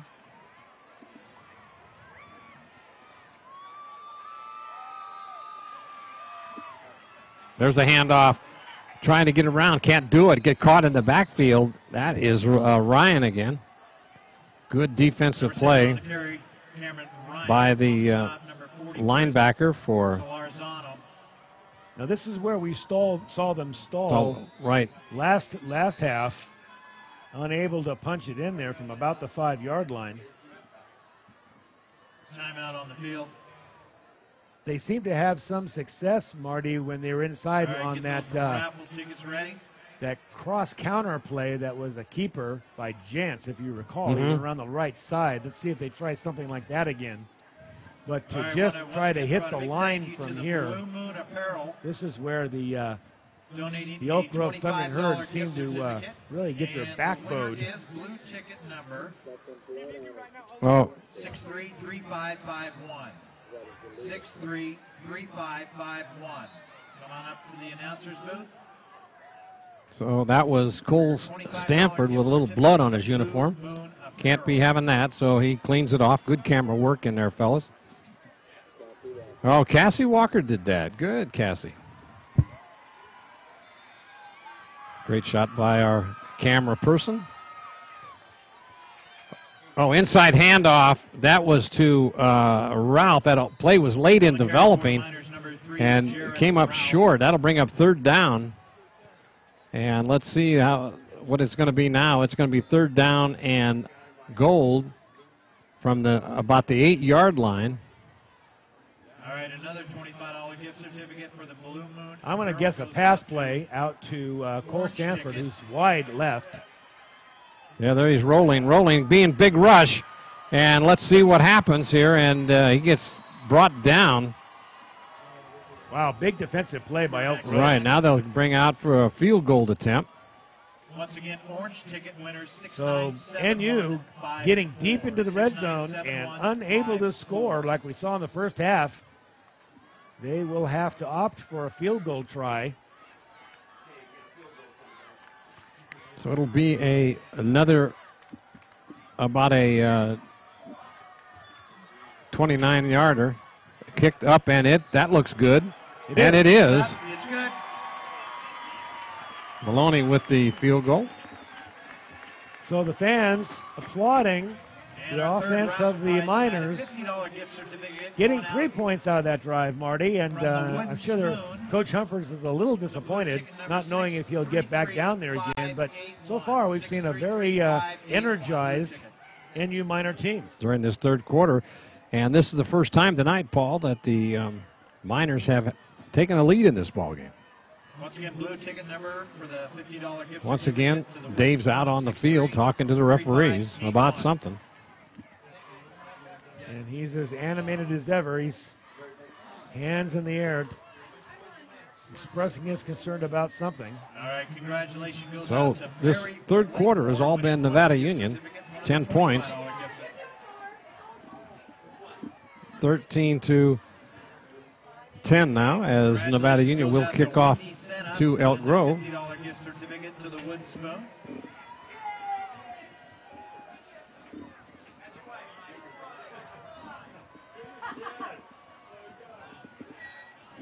Still looking for that orange ticket, 697154, 697154.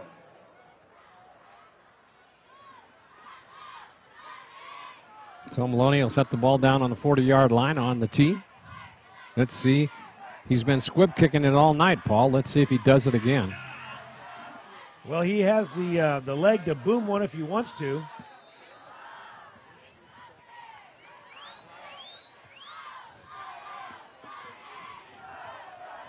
Here comes the kick, squibbed again.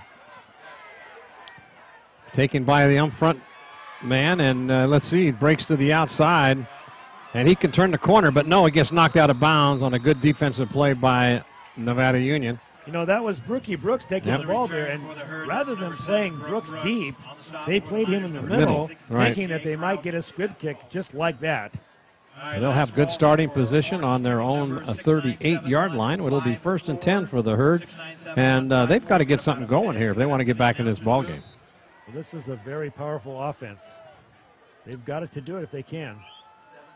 There's a quick handoff. Boy, look at that entire, like eight defensive players for Nevada Union stopped the ball carrier, threw him back for about 5 yards, but he does gain about a yard, so it'll be 2nd down and 9.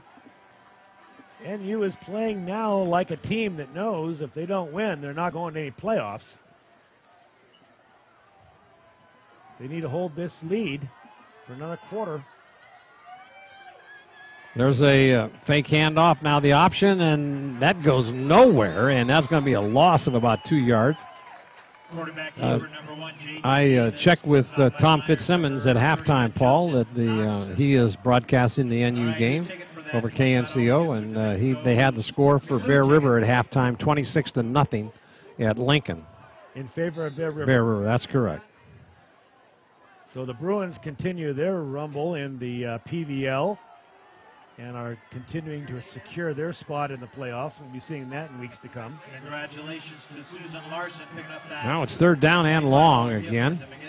Rolling out the pass, big rush, throws on the run, and it's overthrown, and they'll go 3 and out, and they'll have to kick. So I don't know what happened at halftime, Paul, but the Miners have really solidified their defensive secondary, along with the hard-charging front four. Well, I don't know what Coach Humphers is feeding them, but at halftime he sure gave them a dose of Wheaties or something. Yeah, because there's just it's a different team, Marty. Exactly.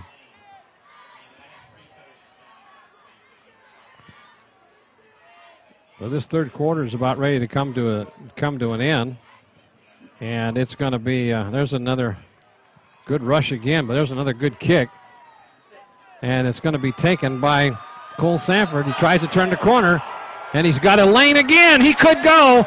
He's got blockers in front of him. He cuts back to the inside and down all the way down to the 13-yard line. My, oh, my. Human wrecking crew, Cole Stanford doing the job for the Miners tonight. That's the third time that we've seen him break a big run away. Same kind of a play on the right-hand side, sideline. One of them, of course, was called back, but Stanford once again has put the Miners in great field position. Wow. Boy, that was exciting. So far, Cole Stanford has got my vote for a player of the game. We have a injured player on the Elk Grove side down on the field. Looks like he's up now. That's number 3. That's Suhu. Okay, here's the replay, Paul. Don't you just love to watch Cole run? Watch this. He waits. He has great vision.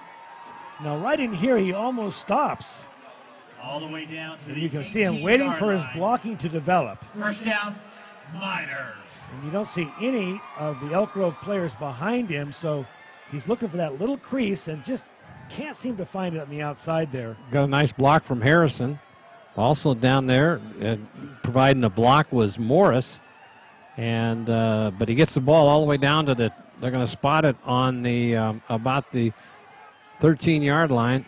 There's Ryan again, and he maybe picks up a yard or two. On a carry for the Miners, 6-yard. Yeah, between Cole Stanford and Ryan. Yeah, it's a wrecking crew out there. They really are. They're doing the job tonight. It would be hard to decide which one of the two are more valuable, although this field position that Stanford is giving NU, it would be pretty hard to replace.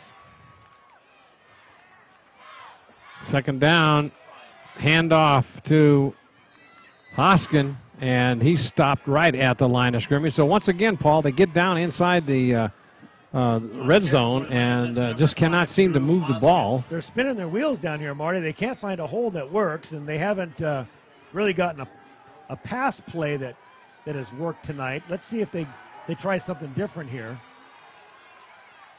They roll out, and there's a pitch back to Ryan, but now there was a time that I think For the Miners, number 7, Cameron Ryan.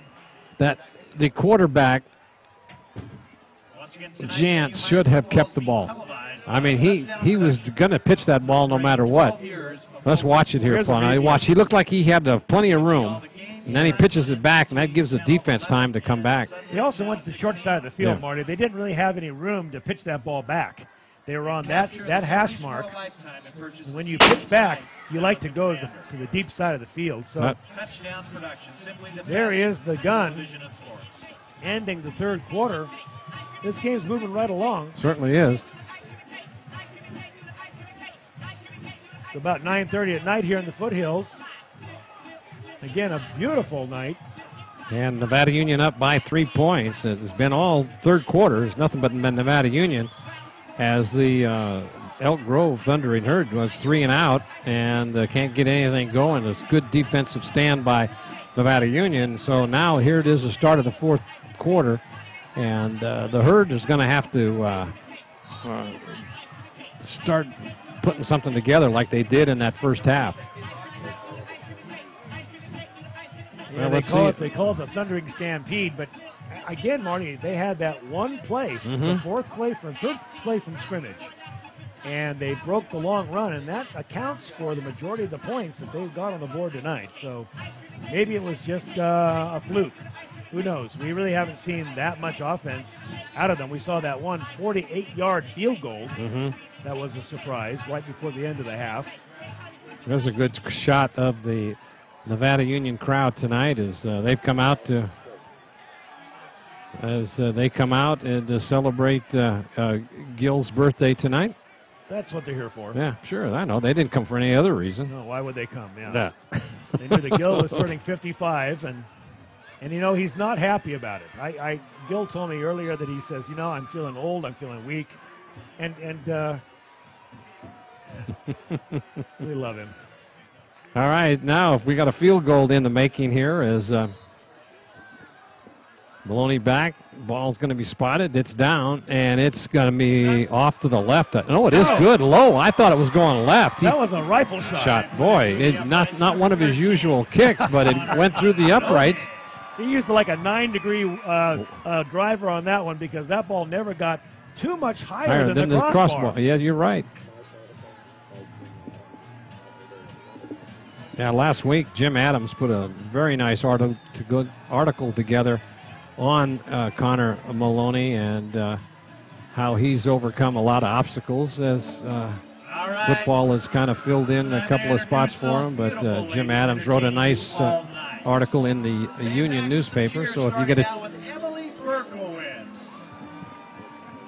Katrina Carl. Yeah, his dad, Connor Maloney's dad, was a big fan of Touchdown Productions Little League coverage and came on the show quite often, and a man that's going to be missed. So Connor has stepped up and put football into his life, and great leg, great kicker, great attitude. So now he'll kick off again. So we got a score of 16 to 10 right now. In favor of NU, and you, Marty, although NU has dominated that third quarter, physically and offensively dominated the Elk Grove Thundering Herd. The Herd is one play away from going ahead. Going ahead. Yep. Nobody can seem to put this thing away. They've gotten in the red zone 3 different times where they couldn't score. Now to the Miners plus side, they haven't turned the ball over tonight. No, all right, here we go. Let's make some noise. We have seen them with 1 interception, so they're managing to hold on to the football and not turn it over. Back to receive is Suhu and Frank. Here's the kick from Maloney. It's going to go deep this time. Taking on about the 1-yard line, coming up the center of the field, trying to get to the outside, can't do it, but he'll get the ball up to about the 26, where they'll take over 1st and 10 on their own 26-yard line. So far this half, we've seen them with 2 possessions, I believe. Yep, that's correct. And they have gotten 1 first down. Punted the ball 3 times. 35, Steve Brentley, and number 38, Zach Vallejo. So now there's a handoff up the middle. Goes for about 8. Let's see where they're going to spot it. No, they'll move it back. Maybe a 7-yard gain. It'll be. On the carry for the Herd, number 23, Bryce. That was Bryce Harper carrying the ball. 3rd and a long, maybe 4 yards. Up to the line of scrimmage very quickly. Handoff again. That should go for the first down, and it does. I think they ran the same play again. Right, I think so. Vallejo on the tackle. With Bryce Harper going right up the middle, they found themselves something. Bryce Harper on the tackle for the Miners. Harper, the ball carrier. Stanford, first down.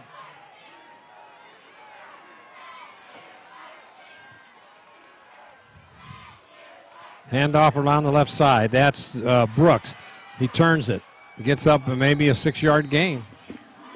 He's got good speed, doesn't he? Yeah, doesn't he, though? Great acceleration. And 5-yard the Herd have found themselves a little something. 3 plays and 3 plays of 5 to 6 yards. They're starting to find some strength here in the 4th quarter. So 2nd down and about 4. Quick handoff. And grinding his way for about 2 yards. Is still not down, still going. The whistle finally blows. And let's see where they give his forward progress is going to be put down at about the 46-yard line, where it will be 3rd down and a long 3.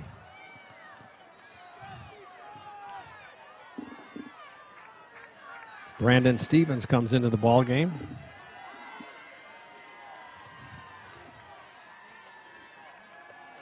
There's a handoff again. I don't know if he made it or not. See where they give the spot. It's going to be short, it looks like. I don't think they made it here. No, they didn't. They're going to be about a half-yard short. Good defensive work in there by John Wivholm on the tackle. So Elk Grove will have a decision to make here. Will they punt here, or they'll try? I bet they go for it. It's getting late in the ball game. 9:35 left to go. They need a score. Yeah, I know you don't want to give your give the offense for Nevada Union good field position like that, but I think the Herd can. Well, they could certainly hurt themselves if they were to give the ball up here. Right, they haven't exactly. shown that they can stop the offense of the Miners this second half. But still, I think that they're probably figuring they can get a first down with no problem. Now, there is a caucus going on now by the officials in the center of the field. I don't see a flag down. I'm not sure. They're talking about the spot, perhaps, or something. They just ran the captain of NU off. They just ran John Wivholm off when he inquired about what they were talking about. There is no flag. Oh, they had a law. That was against NU. It's a 15-yard penalty. It's unsportsmanlike conduct. Oh boy, that's a killer. Boy, I tell you what, I never saw a flag though. Did you? No, there's still no flag on the ground. You don't see any yellow hanky out there, but nonetheless. Well, that's a big play. Now it's 1st and 10. That could spark. Now there's a big hole, and going for about 7 yards. Let's see who that was. 7-yard gain on the play. Number 23, Bryce Harper. Bryce Harper, the ball carrier. Number 51, Keenan Morris. Boy, all of a sudden that penalty just turned the tide. It did. They where they were going to punt, now they're driving. That's an option play, but not going nowhere. Coming up and making that stop was Juan Espinoza. Good defensive play. Zach Miller trying to pitch the ball back. You know, Marty, there are two kinds of option quarterbacks. You've got the ones that like to keep the ball, and you've got the ones that like to pitch it out. The ball, yeah. And the stronger runners generally will look to run the ball first, and they'll be looking at that defensive tackle to make the decision. But I think Miller is one of those that likes to run. Look at the pass. Look for a pass play here. A long count. Now they quick handoff again up the middle, but boy, that goes nowhere. And that'll bring up 4th down. So now with 4th down, I don't think they have a choice. They're going to have to try to kick the ball and put NU. Well, they may try to do another field goal again. Well, you're right. They certainly did it from this distance. No, they're not going to do it. They're going to try to pin him back, or they'll try to hike it to the fullback. Oh, they've got 5 yards to gain for the first down.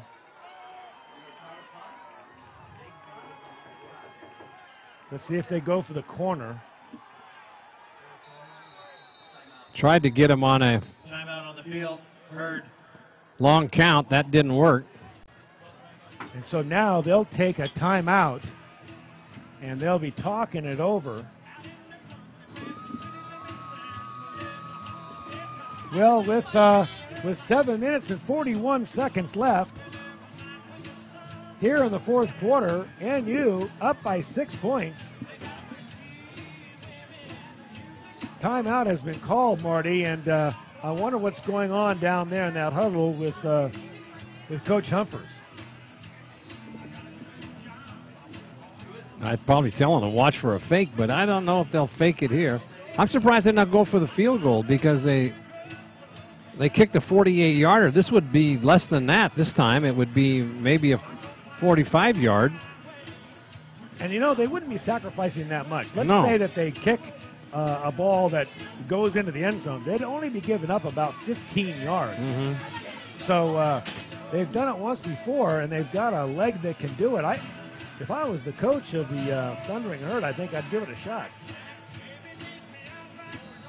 But what do we know? No, we just sit up here. What's a couple of old announcers that. Yeah.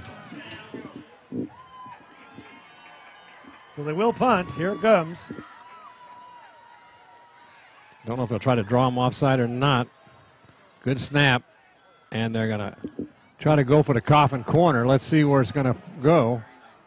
Nice punt, but it's going to come back, and it's going to be spotted about the 16, 17-yard line of Nevada Union. Now they're relying on their defense to hold them here.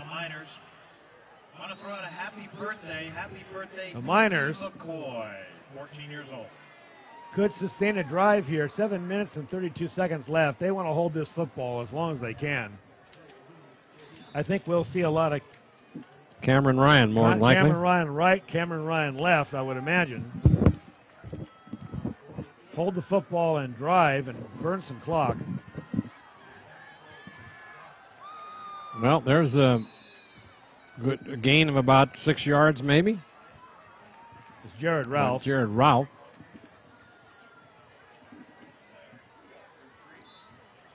Well, no, he knee must have hit the ground earlier because they only gave him a 3-yard gain. So let's see if quarterback Jantz will use that clock. Oh, there was a. Let's see what happened there. I didn't. There was a quick handoff inside and handoff to Hoskins. There was a lot of pushing and shoving going on down there. They sure didn't get any yards, maybe 1 yard. On the carry for the Miners, number 5, Drew Hoskins. So now they'll set up a 3rd down and about 7 yards to go, a long 7, and let's see what they can put in. Cole Stanford goes out to the right, flankers out. And there is a pass right over the middle. It's going to be knocked down. Oh, almost intercepted. My, oh my, that was close. That was Solorzano. And, boy, they dodged the bullet there, Marty. That ball was batted around. That was up for grabs. That ball should have been intercepted, but it hit his hands and went backwards or forwards for his case. And so a 3-and-out by NU. Now they're going back to punt now. Gets the punt away. It's going to be a short kick, but it takes a Nevada Union bounce, picked up in there by Suhu. He turns the corner and gets the ball back up to about the 42-yard line. So they'll take over 1st and 10 from their own 42. They've got good starting position. Now let's see if Nevada Union can hold them. This is a seesaw battle going back and forth with 6. Here's a replay. He was knocked into the kicker by Cameron Ryan. So here we go. Live action. Handoff left side to Brooks. And he picks up a couple. Brooks trying that left side. They continue to try to run that ball. They were most effective with their passing. And right now, I would suspect that we'll see something. Now we got a Nevada Union player down on the ground with a sore leg. Or maybe he looks like he got a cramp. Yeah, he's got a thigh cramp, it looks like. Mm-hmm. That's number looks 38. like Vallejo. Yeah, that's Vallejo. That's Smarts. You don't want to lose Zach Vallejo right now at this time of the game. Your star defensive player. They'll see if they can stretch that out. Yeah, he's working that calf muscle out. They'll give him a drink of water. It's kind of dewy and cold right now. It's this artificial turf does get kind of that layer of wet on top.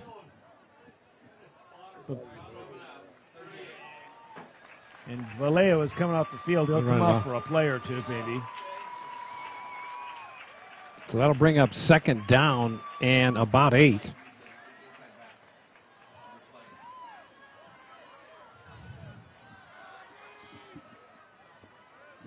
16-10 in favor of Nevada Union as the Thundering Herd are on the move. That's a rollout and keeper, and he's going to get the first down, and maybe, I don't know, they ran him all the way back, but his forward motion was they're going to stop it at, no, it's short of the first down. They're going to give it to him to about the 48-yard line, or 47-yard line, I should say. That'll bring up third down again. I'm surprised that the Herd keeps the ball is keeping the ball on the ground. The clock continues to run, and they need to score.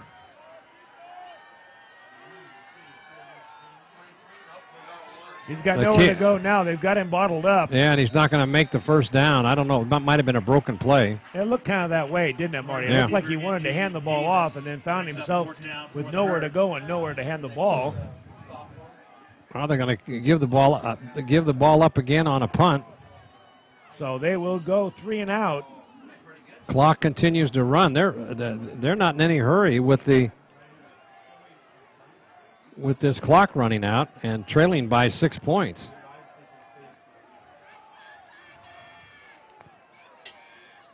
Good snap. They're going to throw it. You got it. Oh, look at that. It's Cole Sanford. Did he hit him before or after the ball got there? He didn't hit him. He crunched him. Whoa. He bent him in half. That was number 12, Russell Robards, for Elk Grove, and he had to wait for that pass, Marty. He waited, and the ball never came, and it gave Stanford a chance to zero in on him.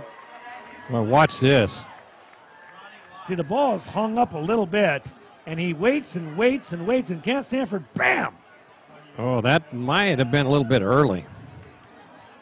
Got away with one there, but Cole Stanford's playing a whale of a ball game tonight, so Nevada Union's going to take over on the Herd's 48-yard line. Good field position, and they can run this clock out with 4:29. They sure can. A good sustained drive, 4 or 5 first downs, and they're going to put this one in the books. 2 timeouts left for each team, and there's a big handoff, big yardage. That is the Drew Hoskins. Hoskins getting a little delay. I don't think it was a draw play, but he waited in the backfield and then took a handoff, picking up about 9. Down inside the 40-yard line, where it'll be second down and 17 years old, Elk Grove 1. Happy birthday, Jennifer.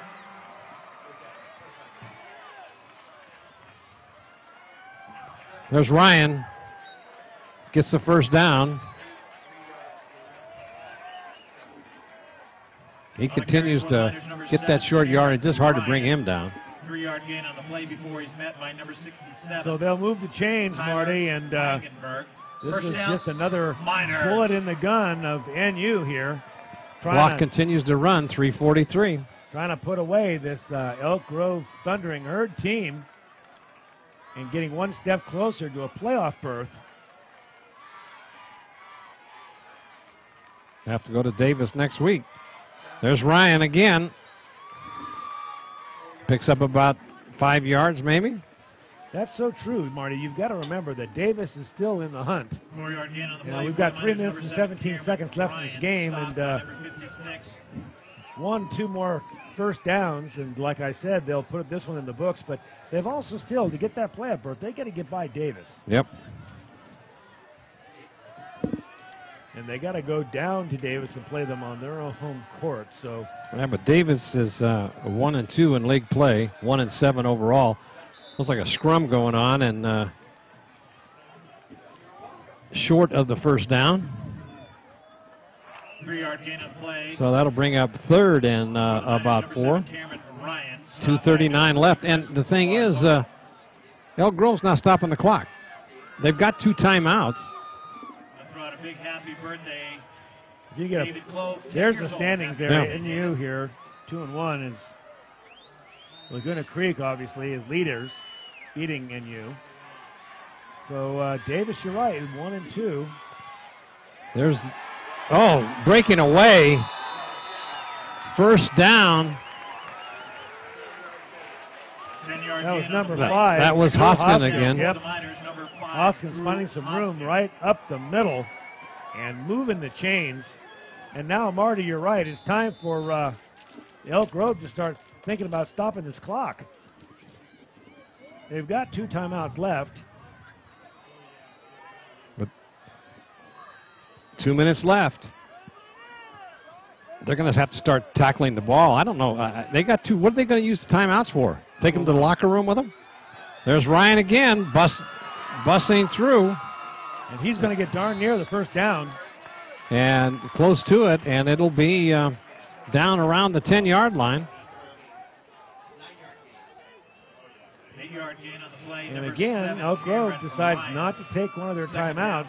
They're trying to hustle some players in, changing linebackers up, but they're not. They're going to let the clock run down. I don't understand this either. No, I don't either. What? But. And Coach Humphers is taking his sweet time getting the play in. He's going to milk every second he can get before he snaps the ball. Hand off to Ryan. He gets the first down. And that'll stop the clock for a minute, but let's see where they spot it. Yep, they'll spot the ball on about the 6-yard line. And I'll tell you, I'm looking down over this NU crowd, and the smiles are on their faces. I think not only their smiles, but their sighs of relief. I don't know that they thought this Elk Grove team was going to give them this kind of a game. Got timeout on the field, Elk Grove. Well, timeout now called, and I think based on the performance tonight by Cole Stanford, he has really saved the bacon here for Nevada Union more ways than one. Defensively, on the run backs and everything else, we have to give number 6, Cole Stanford, the senior, the Combi Trophy and Awards Player of the Game. Cole Stanford, you know, you just can't replace those big gains that he had on the kickoffs and the punt returns. He put him in great field position, and he was the one that broke that 4th down play up. Right, that's exactly and right. And that saved him right there. That could have been the ball game. But now. But, you know, looking down the road here, Marty, let's assume, of course, that the miracle doesn't happen and that NU does finish this off. NU had problems in the red zone tonight. And they're going to face stronger and stronger teams here in weeks to come. Right. So they're going to have to find something that works for them when they get down close, because they seem to go backwards more than they went forwards once they got inside that 10-yard line.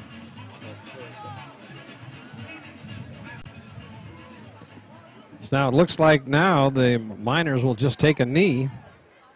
That may have been the last time out. No, the scoreboard says they have one more. One more left. They're just going to take a knee with 1st and goal. Yeah, there's more than enough downs and time for them to run this out.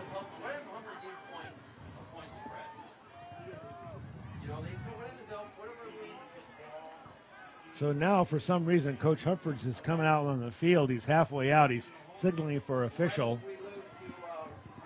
to come over to the sideline. He may be questioning the number of timeouts available by Elk Grove.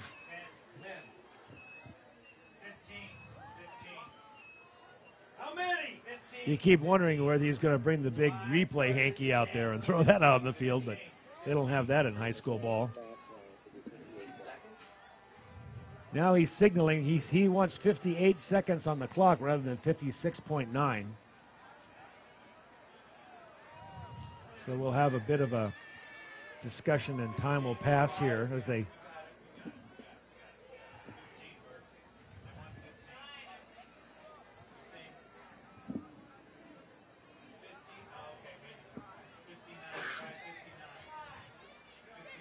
We're still trying to figure it out. The hand signals. I believe he's signaling that they want 59 seconds left on the clock, and now they have it. And with the crowd, 59 seconds. There it is.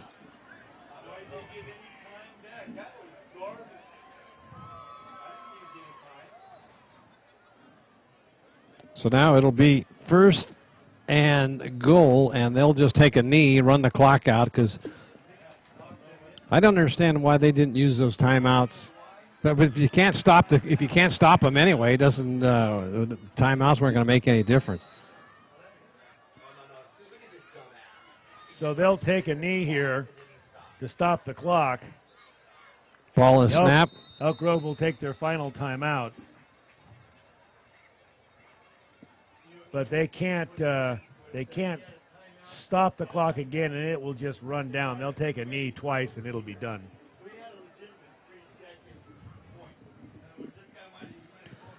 So the crowd is, they were very silent there that first half, but now Nevada Union came out after the halftime and put on quite a second half performance. No, you'd have to definitely say that the Elk Grove Thundering Herd won the first half, Marty. They did. Although the score was tied, they were the more physical team. They were the faster team. They came out in that first quarter and there's Tom Fitzsimmons there and Dan Miller doing the KNCO broadcast. Tom Fitzsimmons, I talked to him today. He's on a special diet that he's working on, dropped 42 pounds. So that's Tom there on the left. That's Tom Fitzsimmons on the left and Dan Miller on the right. And Tom was telling me that he lost 42 pounds. Wow, that's a load. Yep. So the crowd now on its feet starting to head for the exits, thinking that this is a done deal, and they're probably right. As the Elk Grove defense comes back on the field after the timeout, they can't stop the clock again, Marty. Nope.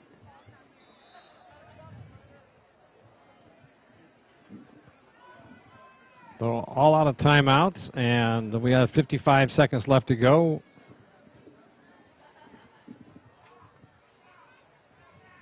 Jantz will take another knee. And let the clock run, and they can just about put this one in the books. Unless something happens that they lose the ball, but that's still that deep in the Elk Grove territory. Just take the knee. There you go. Nobody moves, no penalty. Clock continues to run. They'll come back and huddle up. What kind of a huddle do you need? What play call for take a knee? How does that work? I think it's I formation, take a knee. On two. On two. Clock's running down.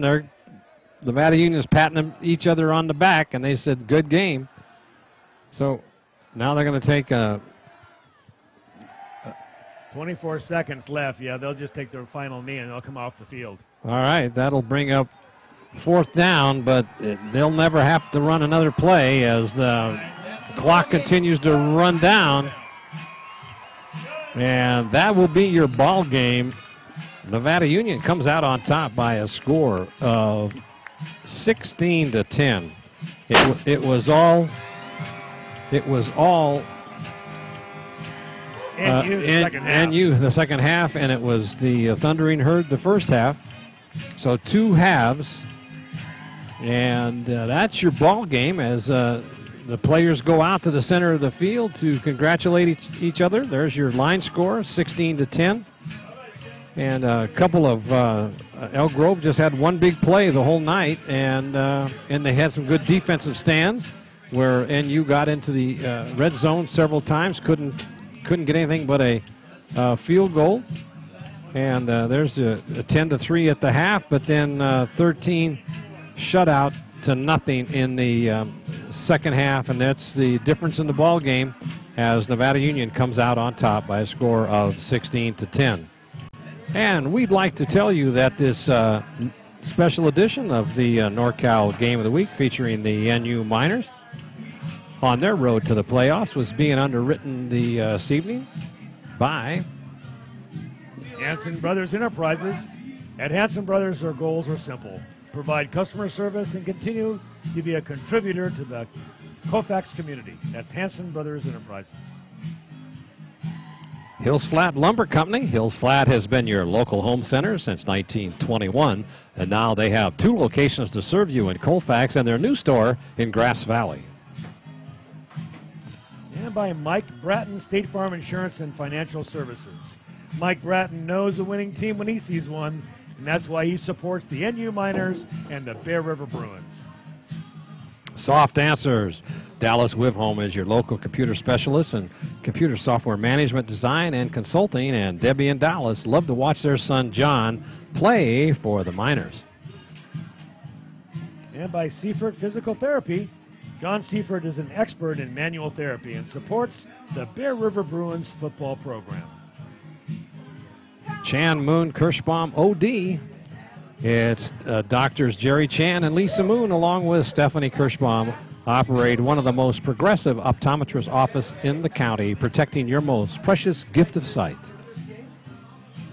And by Extremely Green, Mike and Christine Hoxie have opened our first all-green, earth-friendly goods and gift store in Grass Valley. That's Extremely Green. Top Disc Truck and Auto Accessories. It's time to pimp your ride and make your truck look good with the help of Chuck Cavros and all the guys at Top Disc Truck and Auto Accessories, proud supporters of Foothill Sports. And by Spencer Construction. Spencer Construction is your local resource for new home building, room additions, and remodels. Lori and Scott Spencer are also proud to once again donate their time this year to the NU Miners Basketball Boosters Club fundraising and the Lady Miners and NU Miner athletic teams. And by Touchdown Productions, celebrating our 12th season of local sports television. This is Marty Mortensen along with Paul Brown saying thank you for being here tonight, and be sure to tune in next time as Gil Dominguez and Rick Caravelli present Placer Lady Hillman Volleyball as they host the Colfax Lady Falcons in this big PVL championship game. Both teams have only one loss, so this game is for all the marbles in this year's PVL champion. So be sure to tune in as the Lady Hillman take on the Lady Falcons right here on your NorCal Game of the Week. Another great sports telecast produced by Touchdown Productions, voted one of the best by the Union Readers for 2007. Well, what can you say? A victory's a victory. It probably wasn't one of the best games played in a while, but it wasn't pretty, Marty. No, it wasn't, but a win is a win, and they come out on top over a good quality team in the Elk Grove Thundering Herd. And they get the job done to maintain their position and the Delta Valley League standings so that they are in position to get that second place and that last playoff seat. So we'll look next week to see if they can get by in Davis.